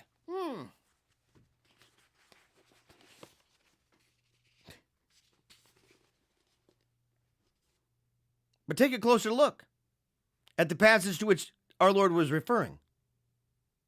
The notion of Jesus teaching the little God's doctrine would carry devastating implications. For starters, it would mean that Christ was confused, since he previously taught that there is only one God. And he does that in Mark 12, as well as citing Deuteronomy 6. Furthermore, it would mean that the Bible is contradictory, on some occasions professing only one God, like Isaiah 43:10. Finally, okay, it would validate the seductive words of the serpent who said to Eve, "You will be like God." Which, of course, they don't mind doing, because they're the same people who would do this are the same ones who say that God was the ultimate failure. And if you don't believe me, and you number one, you should listen to the first episode in this series. That's the first part. But just as much, you can go and hear them in their own words say it. And it's always like a profound thing. They're like, "Oh, look, hold on to your seats. You guys got to buckle in. Don't be getting religious on me, because what I'm about to tell you is about to blow the lid off this joint." And you're like, "What is it?" And you're like, "God is the biggest failure ever." And everyone's like, "Whoa, look at that. Whoa, really profound. I never knew." "Oh, yeah. Some people say it was Judas. Some people say the devil. They're wrong. The biggest failure was God." Same people. It's stunning if you think about it. And it's one of those things where they don't say it all the time. But you have them on, and this is one of the luxuries, I guess, of living in our day and age of digital technology and electric speed, is that we now have it cataloged. So you can go back and hear it for yourself. You can find the exact date that it was said, if they've ever recanted it, if it's been published in books. All of that would be publicly available now. It would never be, we don't need a hearsay. We don't need some quote from a book. You can hear it. And if you'd like to hear it, go and listen to Christianity in Crisis. If you look up Christianity in Crisis, Hank Hanegraaff, go look it up on YouTube, and you'll see one. It's not this cover. This is a revised edition, 21st century. If you look up the first one, it was green. If you look that one up, it's like 2 hours long. You're going to have to scroll ahead a couple minutes because it's the intro to his show, the Bible Answer Man show. And so if you listen to it, he reads through the opening chapter of the book in that video, and he has the quotes from the book that are in footnotes, because he's amazing about footnotes. He includes those actually as audio clips. So you can hear the faith teachers teaching it themselves. In Psalm 82, we find God holding court in a great assembly. He's pronouncing sentence on judges who were supposed to be defending the weak, but were instead showing partiality to the wicked. He ridicules human judges who have the audacity to think of themselves as gods. In other words, God's message is this: "So you think you're gods, do you? Well, the grave will prove you are mere men." One thing is certain: a literal interpretation of the term God in Psalm 82:6 is clearly ruled out by the context. It's hard to miss that this passage opens with a strong denunciation of the injustices perpetuated by the judges of Israel. As representatives of God, they should have been just. Instead, they were dishonest. How unlike God men are.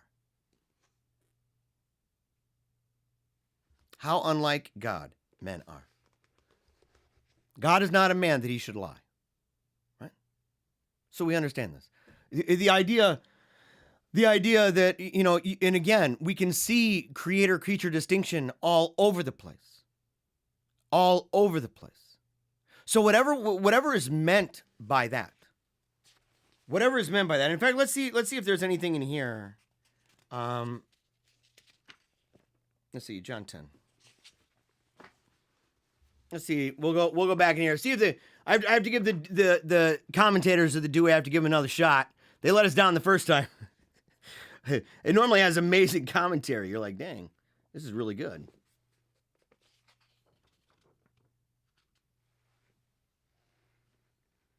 Right here.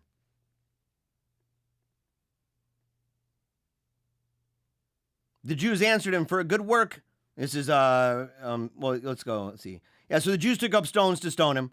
Jesus answered them, "Many good works I have showed you from my Father. For which of those works do you stone me?" The Jews answered him, "For a good work we stone thee not, but for blasphemy. And because thou, being a man, makest thyself God." Jesus answered them, "Is it not written in your law that I said you are gods? If he called them gods to whom the word of God was made, and the scripture cannot be broken, whom the Father has sanctified and sent to the world, say you that thou blasphemest because I said that I am a son of God? If I do not the works of my Father, believe me not. But if I do, and if you will not believe me, believe the works, that you may know and believe that the Father is in me, and I in the Father. They sought therefore to apprehend him, and he went forth out of their hands. Let's see here. So the annotations, let's see if we got any for this here.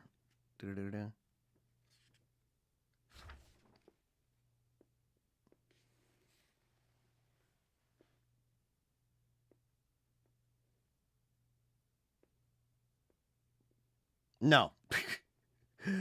What is wrong with these guys? Why? Why? I shouldn't have done that. I shouldn't have done that. I have another Bible. Give me another one. Okay. We've got to figure this out. This ain't right. I'm putting myself in your hands, Dewey Reams. I'm putting myself in your hands, Dewey Reams. And what do? You let me down. Even the original and true. It ain't right. It ain't right.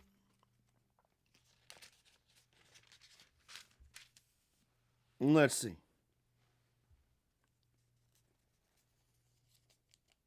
Okay. Yeah, so I'm now reading here from the Orthodox Study Bible. So by this time, people had talked about it. And so at the time, I don't even know, do we have the Quakers? Were they a big deal by this point? Were there people really making a deal out of that? I'm trying to be charitable toward the Dewey Reams here. I'm trying to be charitable. Yeah. Let's see. So 10:30 through 33, responding to their questions, Jesus reveals himself to be fully God. One means one in nature or essence. He is God before all ages, and he remains God after the incarnation. And for all eternity, the plural verb are indicates two distinct persons, while confirming a continuous unity. The Jews clearly recognized this claim of divinity, and thus they accused him of blasphemy. In 34 through 36, the you are God's part. People who receive God's grace and faith will partake in his divine nature. This would be your view on theosis, right? And can rightly be called gods. So they have an entire article on deification in 2 Peter. Christ is effectively saying, if those who have received this honor by grace are not guilty for calling themselves gods, how can he who has this by nature deserve to be rebuked? And this is where I'm grateful for people who fall back more on the fathers than at the time, of people who would have taken a view in this book, for example, when talking about justification, by saying that the view at the time of Hank Annengraf, even apparently at the 21st century edition, was still quoting the idea of Luther, and that you have imputed righteousness. Right? That you have been deemed that way, that you're a pile of dung that's been covered in gold. And that's not what Catholics believe. That's not what Orthodox believe. We don't look at it that way. And so being able to point out and say, look, that to use that language, what do you mean by that? What do you mean by that? And coming at that from an apostolic view of Trinity, an apostolic and Catholic view of Trinitarianism and the incarnation. Let's go real quick. I just want to see this here. On deification, 2 Peter. I haven't looked this up, so just forgive me. I hope you guys don't mind. Deification is the ancient theological word used to describe the process by which a Christian becomes more like God. So again, the difference being that one is a process by which you become more like God. The other one would be the idea that God made a carbon copy and you are just the same kind. St. Peter speaks of this process when he writes, as his divine power has given to us all things that pertain to life and goodness, you may be partakers of the divine nature. And then it says what deification is not. When the church calls us to pursue godliness, to be more like God, this does not mean that human beings become divine. We do not become like God in his nature. That would not only be heresy, it would be impossible. For we are human, always have been human, and always will be human. We cannot take on the nature of God. Yeah. Talks about John 10:34, quoting the idea of you are gods. The fact that he was speaking to a group of hypocritical religious leaders who were accusing him of blasphemy makes the meaning doubly clear. Jesus is not using God, in quotation marks, to refer to divine nature. We are gods in that we bear his image, not his nature. And it would be like saying that we stand apart from other things in the natural order, that while we have mammalian things about us, and that we're not completely at odds with the ecosystem, right? With the environment wherein we live and move and have our being. We've been put here for a reason, right? We are part of this thing. At the same time, we're ensouled. There's something different about us.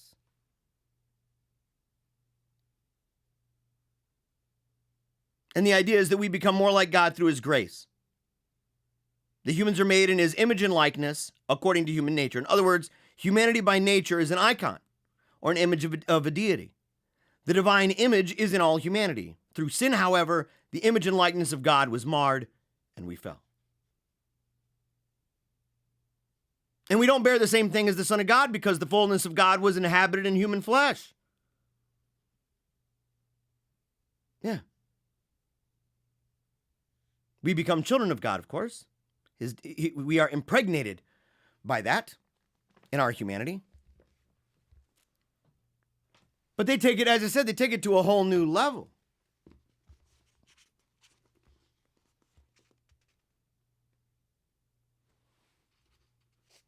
And of course, if it meant that, well, the idea it would validate the seductive words of the serpent who said, you will be like God. It wouldn't even have to do that because why would he even say it? They would simply say, we already are. We already are, just like a cow. It's like telling a baby cow, if you go and you eat this over here, you'll be like a cow. If you take their idea of how this happened. Nonsense. She'd easily be able to look and say, oh, we're already that.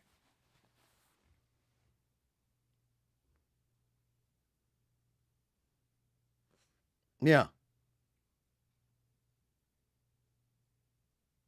And they say, but aren't we sons of the Most High? As I said, we've shown in here how that's different, okay?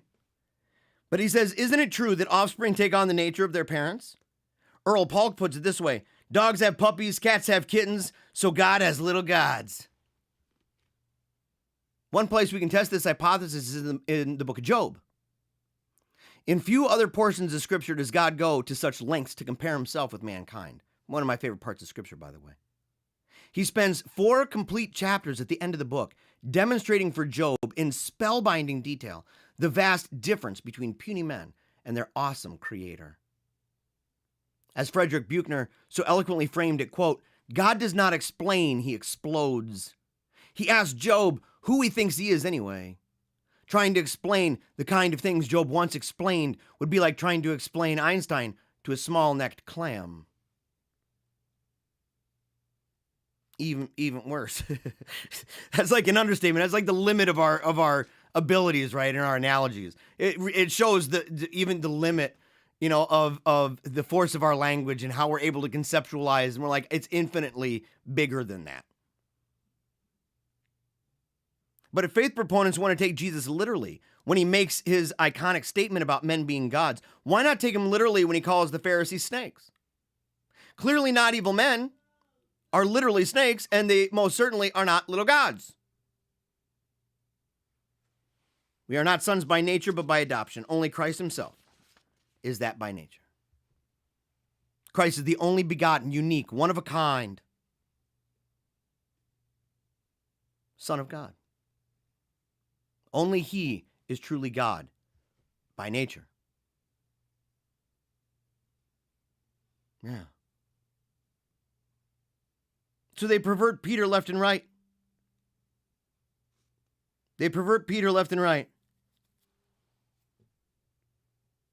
If this faith doctrine were true, so whether it's John, whether it's 2 Peter, doesn't matter. Well, the Gospels doesn't matter. They're constantly, the Psalms doesn't matter. Job doesn't matter. Genesis doesn't matter. Over and over and over and over and over and over again. They're constantly twisting, constantly shifting. Super shady. Super heretical and blasphemous.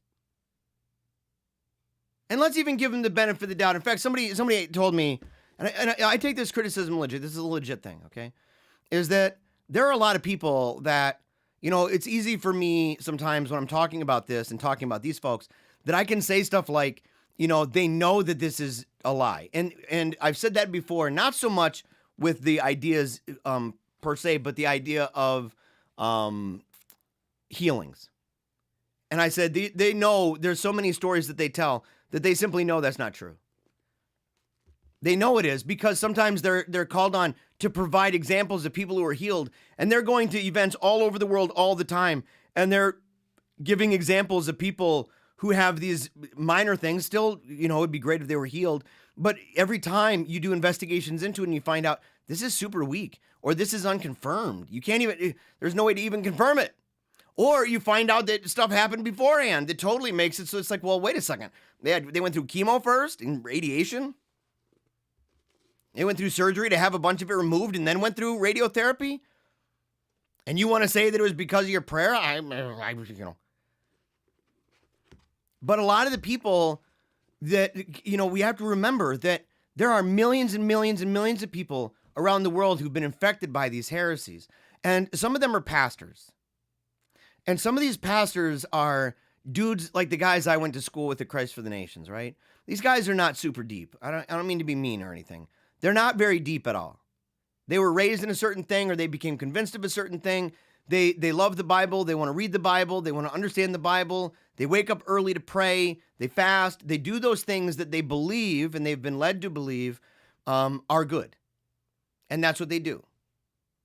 And they believe that these men are powerful. They hear these stories of miracles. They hear these stories of going over and eyeballs grow into sockets and arms come out and everything else. And they've never seen it themselves, but they bank on the idea that God wants that for them and that it's true.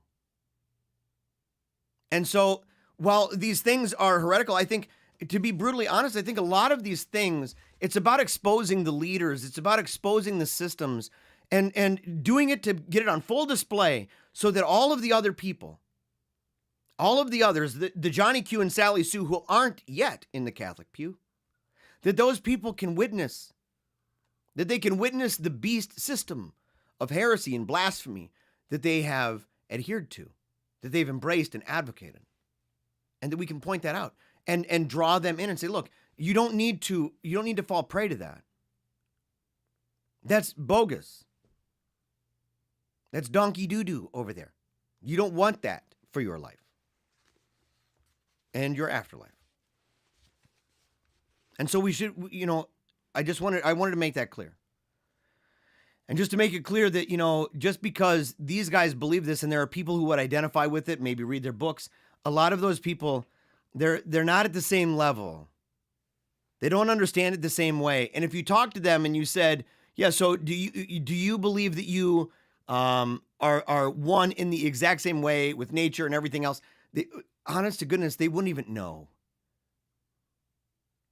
They wouldn't. The vast majority, I'd bet the farm on it. I'd bet the farm on it that they have no clue.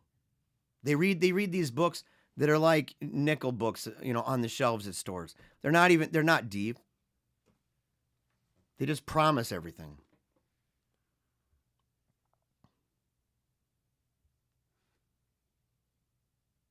And they jumble Genesis. Let's make man in our image and our likeness. Okay, Genesis 1:26. I'm gonna give it one more try. Come on, do it. I have to do the do it reams. The do it reams. Oh, I can't. Hold on. Is it? Can I do this? Is this the right one? Please tell me it is. Yes, volume 1. Here we go. So here's the Old Testament. Oh. So let's see if they're gonna make me happy here. Come on now. Come on now. don't make me mad. Because the Dewey's let me down, guys. The Dewey's let me down. So, okay. Genesis 1:26. Oh, let us make man in our image. Right? Okay. For better consideration of God's bounty toward us and stirring ourselves to gratitude toward him, we may here note 10 prerogatives bestowed on us. Okay. Here we go. Good. By our Lord and Maker in our creation above all the other earthly creatures. First, whereas God, by an imperial word of commandment, made other creatures, okay, be their light, be their firmament, intending to make man, he proceedeth familiarly by way, as it were, of consultation, and as to his own use and service, to make man, saying, let us make man to our image and likeness. That is to say, a reasonable creature with understanding and free will, which beasts have not. Secondly, in this work, God first insinuateth the high mystery of the Be Trinity, of plurality of persons in one God, because man is to believe the same, signifying the plurality of persons by the words, let us make, and to our image, and the unity in substance by the words image and likeness, the first in the plural number, the later in the singular. Thirdly, other creatures were produced by the waters and earth, but God brought forth man, not by earth, though of the earth, nor by water, nor by heaven, nor by angels, but by himself, giving him a reasonable soul, not sensual only as to beasts, and the same not produced of any creature, but created immediately of nothing. Fourth, God gave man paradise, a most pleasant place to dwell in. Fifth, God gave man dominion and imperial authority over all living creatures under heaven. Sixth, man was created in that innocency of life and integrity of all virtues, that his mind was wholly subject to God, his sense to reason, his body to his spirit, and all other living creatures obedient to him. Seventhly, God brought them all to man as to do him homage, and to take their names of him. Eighthly, God gave man in some sort an immortal body, that if he had kept God's commandment, he'd lived long and pleasantly in this world, and so should have been translated to eternal life without dying. Ninthly, God did not only adorn man with all natural knowledge and supernatural virtues, but also with the gift of prophecy, whereby he knew, and isn't that fascinating, by the way? Don't you love that? Whereby he knew that Eve was a bone of his bones and flesh of his flesh, though being asleep, he knew not when she was made. Tenthly, which is the chief benefit of it all, God conversed familiarly with man, and that in shape of man, which was a token to his marvelous great love to man, and a singular incitement of him to love God. Read more, if you please, on the dignity of man and the benefits of God toward him and his creation in St. Bernard, upon the 99th Psalm and upon 61 chapter of Isai. Yeah. You did good, Dewey. You did good. Oh my gosh. I'm proud of you now. You did it. You let me down for a little bit. But then we get to the Old Testament. It was just bada boom, bada bing. Look at that. But it was kind of nice, wasn't it, to breathe out of both lungs today on the show a little bit? Right? To have something that was good from the Douay and something good from that Orthodox Study Bible. Wasn't that actually pretty valuable? Let's see. So they jumble it up. And of course, the Dominion dilemma, and we'll end with this. Okay, so it comes down. So of course, as we've seen, they believe that cow from cow, cat from cat, snake from snake, right? God from God. So they treat it in that way, right? You're a God in the same way as that. Unlike what we just read, that very wonderfully thought out and written commentary annotation there on Genesis 1 from the original and true Douay Rheims. It's a 4-volume set. I don't know. I think it's all in paperback. The cover is kind of cruddy. I wish there was a way it'd take a long time, but I'd almost wish I could just go ahead and just redo it and do it myself and be like, hey, we'll go ahead and put this out there. We should note at this juncture The Genesis never depicts humanity as an autonomous sovereign, but as a steward entrusted with care of his creator's creation. Benny Hinn, of course, gets particularly outrageous in waxing eloquent on the Hebrew meaning of the word dominion. So this is where you got to put the old spectacles on. You got to put the monocle. Actually, hold on. I'm going to put on the monocle for this. This is deep, boys and girls. This is really, really deep. Let's see. Can I do that? Okay. So, Adam was a super being. What? That's a hard one to do. I'm going to have to get. Come on, please. It's gonna bum me out. Yeah. I don't know if I can. Okay. There, I'll keep it up. Okay. Yeah, I gotta look at it anyway. Here we go. Okay. So Adam was a super being when God created him. I don't know whether people know this. Oh, this is where you know, definitely monocling up, right? He's like, hold on, bringing out the monocle here for this one. This is good. Okay. I don't know whether people know this, but he was the first Superman that really ever lived. Oh, really? Wow. First of all, the scripture declared clearly that he had dominion over the fowls of the air and the fish of the sea, which means, dun, dun, dun, he used to fly. He used to fly. Can you just imagine? Just Adam, I've got dominion. And he's all under the ocean with the fish. He's like, hey, what do you think you're doing down here? And they're like, what are you doing? He's like, I'm Adam. I have dominion over you. Oh. Yeah. Of course. How can you have dominion over the birds if not and not be able to do what they do? How about this? They have sex with birds. Yeah, you have to be able to do what they do. And you're like, okay, there's some weirdness going on here.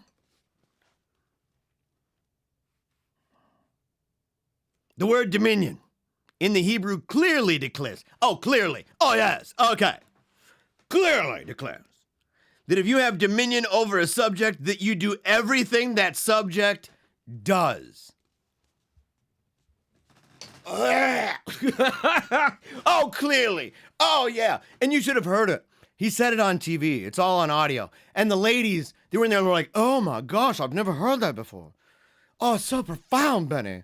Brother Benny. Oh, preach it, brother. And they're all like really into it. They're like, ooh, yeah. And he's like, you may not know this. Monocling it up. And they're like, oh, look at his monocle. Oh, it's so hot. In order to have dominion over a subject, you do everything the subject does.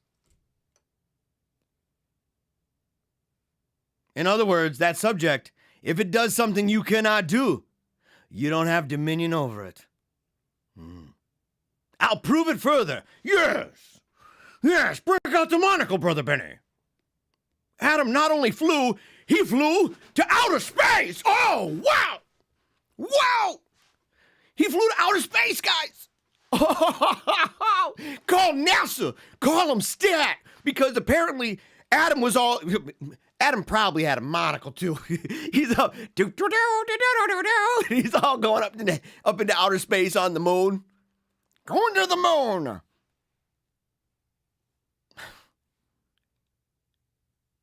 In other words, that subject, if it does something you cannot do, you don't have dominion over it. I'll prove it further. Adam not only flew, he flew to outer space. He was with one thought. He would be on the moon. Wow! Wow! He's on the moon, boys and girls, with one thought. He just had to doing, like, I Dream of Genie or something. Brother Benny, you are monocled out, homeboy. And you gotta feel a little bit of, feel badly, kind of a little. because he looked that stupid on TV and it's there for record. Wow. Truly not since Brigham Young of Mormon fame claimed the sun was inhabited have I heard such a bizarre biblical exegesis. If one were to draw out his comments to their illogical conclusions, not only would Adam be able to fly like a bird, he'd be able to swim, to spin webs like a spider, hibernate like a bear, and photosynthesize like an eggplant. He can photosynthesize. At that point, do you think that Benny wouldn't be like, obviously, of course he can photosynthesize. He's able to go to the moon. I mean, come on now. He's able to literally be talking to all the fish and the crabs and the lobsters. What do you do? Of course, the word for have dominion, Radah, also carries the meaning rule or reign. It does not imply that the ruler possesses the unique abilities of his subjects. I think that's a big fat duh. It's a big fat duh. Yeah, I'm good. And of course, it just all begets error. You create your own world the same way God creates his. He speaks and things happen. You speak and they happen. Monroe goes further. I'm going to say it again.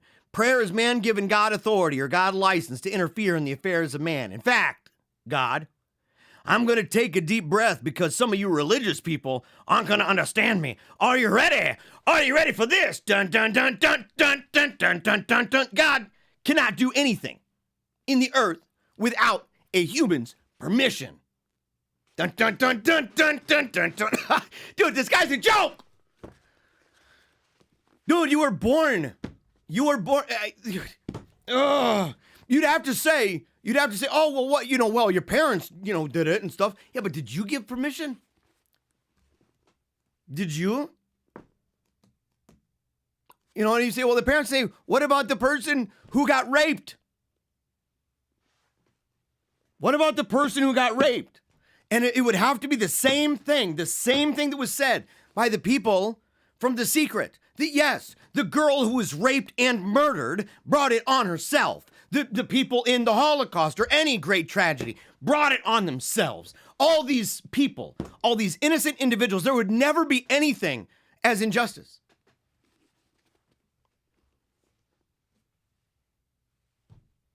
Just think. This is literally so stupid.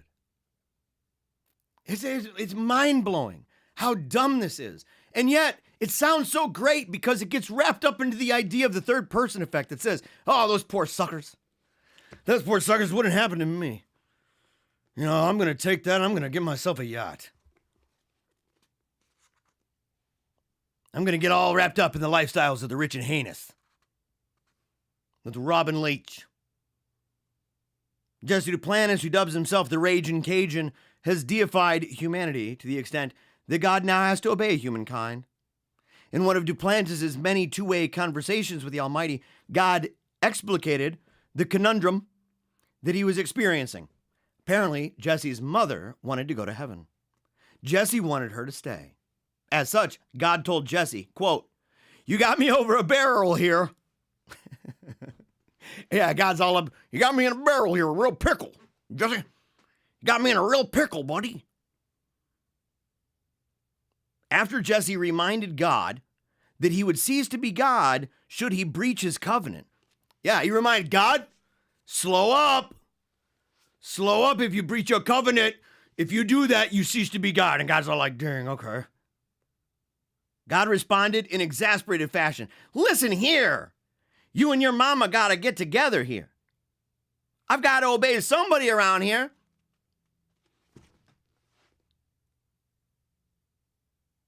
The God of the universe. Talking to somebody with his degree from Quackadoodle U. Cuckoo, crazy pant, weirdo, Mr. Moneybag, scumbag guy. Having a private chat. Oh, hey, you and your mom got to get together. I got to obey somebody. Oh, yeah, I bet you were talking to God. Like, maybe he was like the little green man that, Joe Rogan sees when he's on DMT. Fake gods, man. Fake, phony, nonsense, non-gods. While one might be tempted to think that such an alleged conversation is little more than a humorous attempt at hyperbole, reality is that they are common fare in faith circles. Yeah. It's tragic, but true. It's also true that we're almost out of time. And so I want to go ahead and real quick, we'll go ahead and pop this up real quick. And remember, we're going to go to the chat afterward. We're going to go to the Telegram chat for the Afterglow Q&A show. And it normally lasts about an hour, so make sure to go check that out. It's always a lot of fun. And so we always have a good time. Let's see here. I don't even know how many comments. I'm probably way behind here. I'm probably way behind. Okay, yeah. So, oh yeah, I'm way behind. No. No, this is a lot. How am I supposed to do this? How am I supposed to do this? Stone Campbell restoration? Let's see here. Let's see here.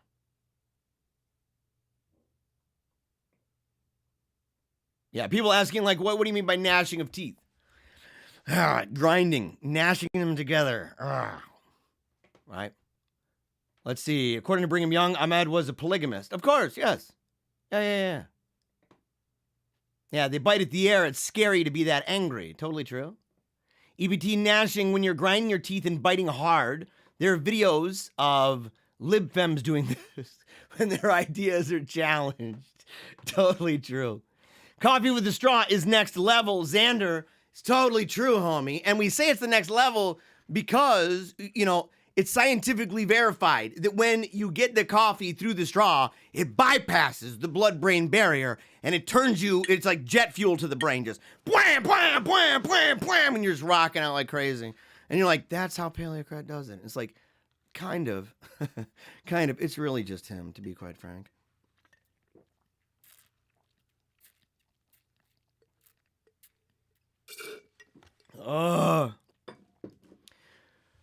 A little enthusiastic, the coffee straw. You are excommunicated, enslaved. You're out, man. You're out of here, dude. No, it is not enthusiastic, man. No, it is not. All right, let's see. Gnosticism hates the body. Yes, totally true. Yeah, totally true. Let's see here. Yeah, the idea of little Messiah with the money bags. Yeah, these people are Scrooge McDucking it up. That's what they're doing. Scrooge McDucking it up. Oh, man. Let's see. And yes, the theosis is embraced by Catholics too. There are some that would, there's a difference over some of the ways that they talk about energy and all that stuff. Let's see. Andrea, hello, Paleocrat friends. What is happening in the Paleocrat world?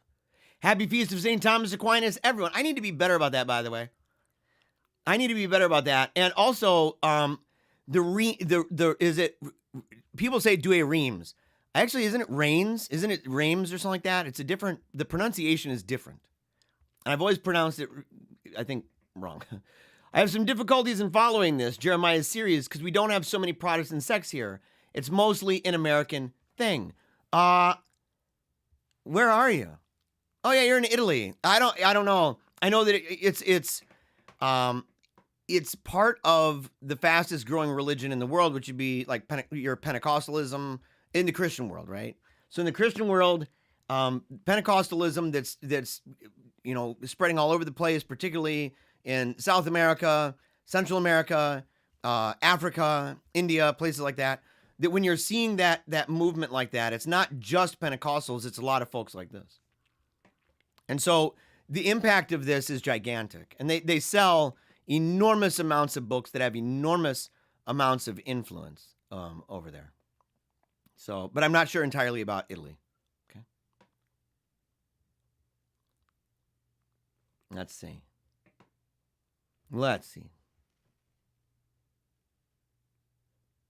I don't know. At least they believe in something they think is supernatural. I find the almost totally atheistic Europe much worse than America.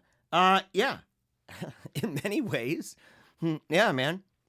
At least they believe in something. I mean, Is it raging heresy and blasphemy? Yeah, it is. You know, but is it blasphemy when you're just nothing but a materialist and secularist and naturalist, and you're just denying God left and right? You're suppressing what you know to be true in exchange for a lie, and you're getting others to fall prey to that wicked, insatiable desire that fleshes itself out in insatiable, lustful desires.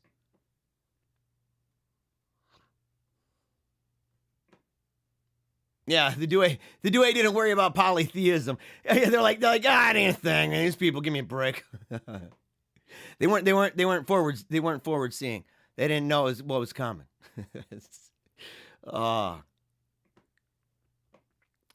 Yeah, if you give me the verses, I can look up the Haydock notes. Just so you know, well, I don't know. I'd be interested to see the Haydock, because, like, just so that people understand. Let me just show you. So, for example, let's go to okay, so yeah, so right here. So right here on this page, okay, Book of Genesis. This is the chapter. You can see right here on the sides. Right there's commentary and references. Okay. So you have certain commentary right here on the side. And then you go over here and you still have the chapter here. And you have different verses here that you can go to and check out. But then if you look down, see this? See this bottom part? That bottom part is the beginning of the annotations for chapter 1. Both sides up until the bottom here. That's all just the commentary from chapter 1. Yeah. There's nothing like this. It got whittled down. This is by far, it's just mega dope. Yeah, the Son of God became man so that we might become God. The only begotten Son of God, wanting to make us share in his divinity, assumed our nature so that we might make men gods. But again, different. It's not the same thing. Yeah. So we can be sharers in it, but by adoption. Yeah, again. But thank you for pointing that out. Theologies of identity are very dangerous. Also, mystical deification implies the infinite distance and difference between creator and creature. Not sure what you mean. Yeah, gods are human judges. So Cornelius said the same argument as Haydock. Gods are human judges, partaking in God's power in a small way. He quotes Augustine and Bede as saying, the partakers of the word also partake. God's power in a little way, and therefore word himself, is truly to be called God. Let's see.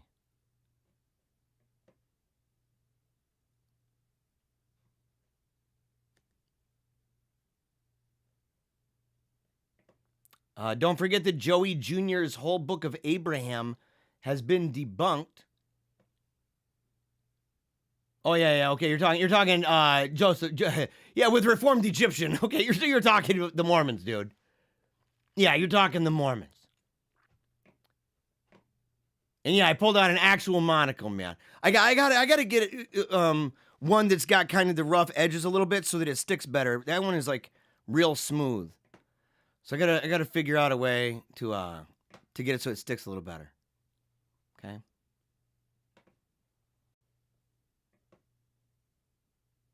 The underwater Adam, I guess I'm immature enough to find that antic funny.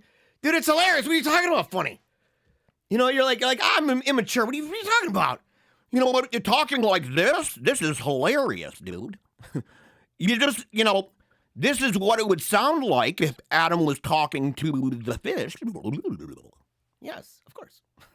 Obviously. He's probably doing that with his mouth, too. And they're like, you don't have to do that. He's like, I know. It's just funny. And it makes Jedediah laugh. Let's see.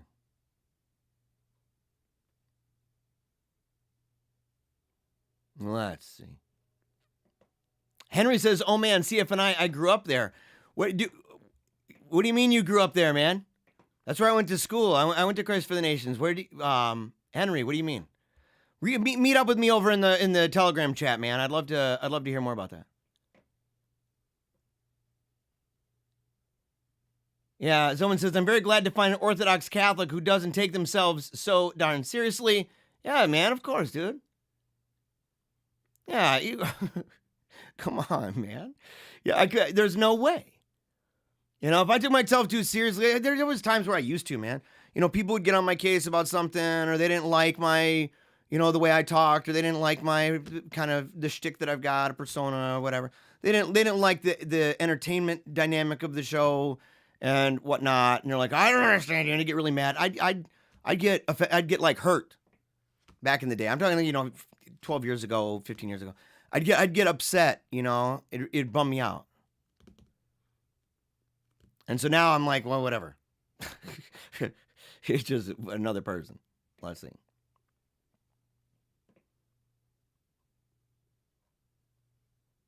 Now, somebody was saying, Calvinists like James White say the same thing.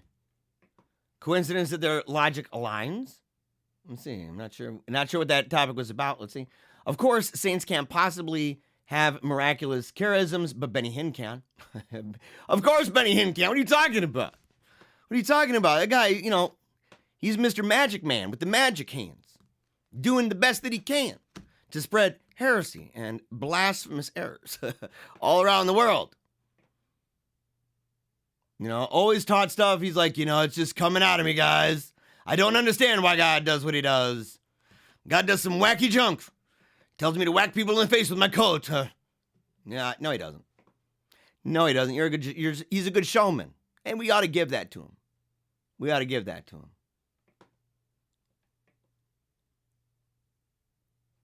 Yeah, Rames in the original edition. English pronounces and spells things however it likes. Totally true. Not sure which one Jeremiah will do the Afterglow show on. What are you talking about, man? Oh, yeah, okay. Which one should I do? Which one should I do?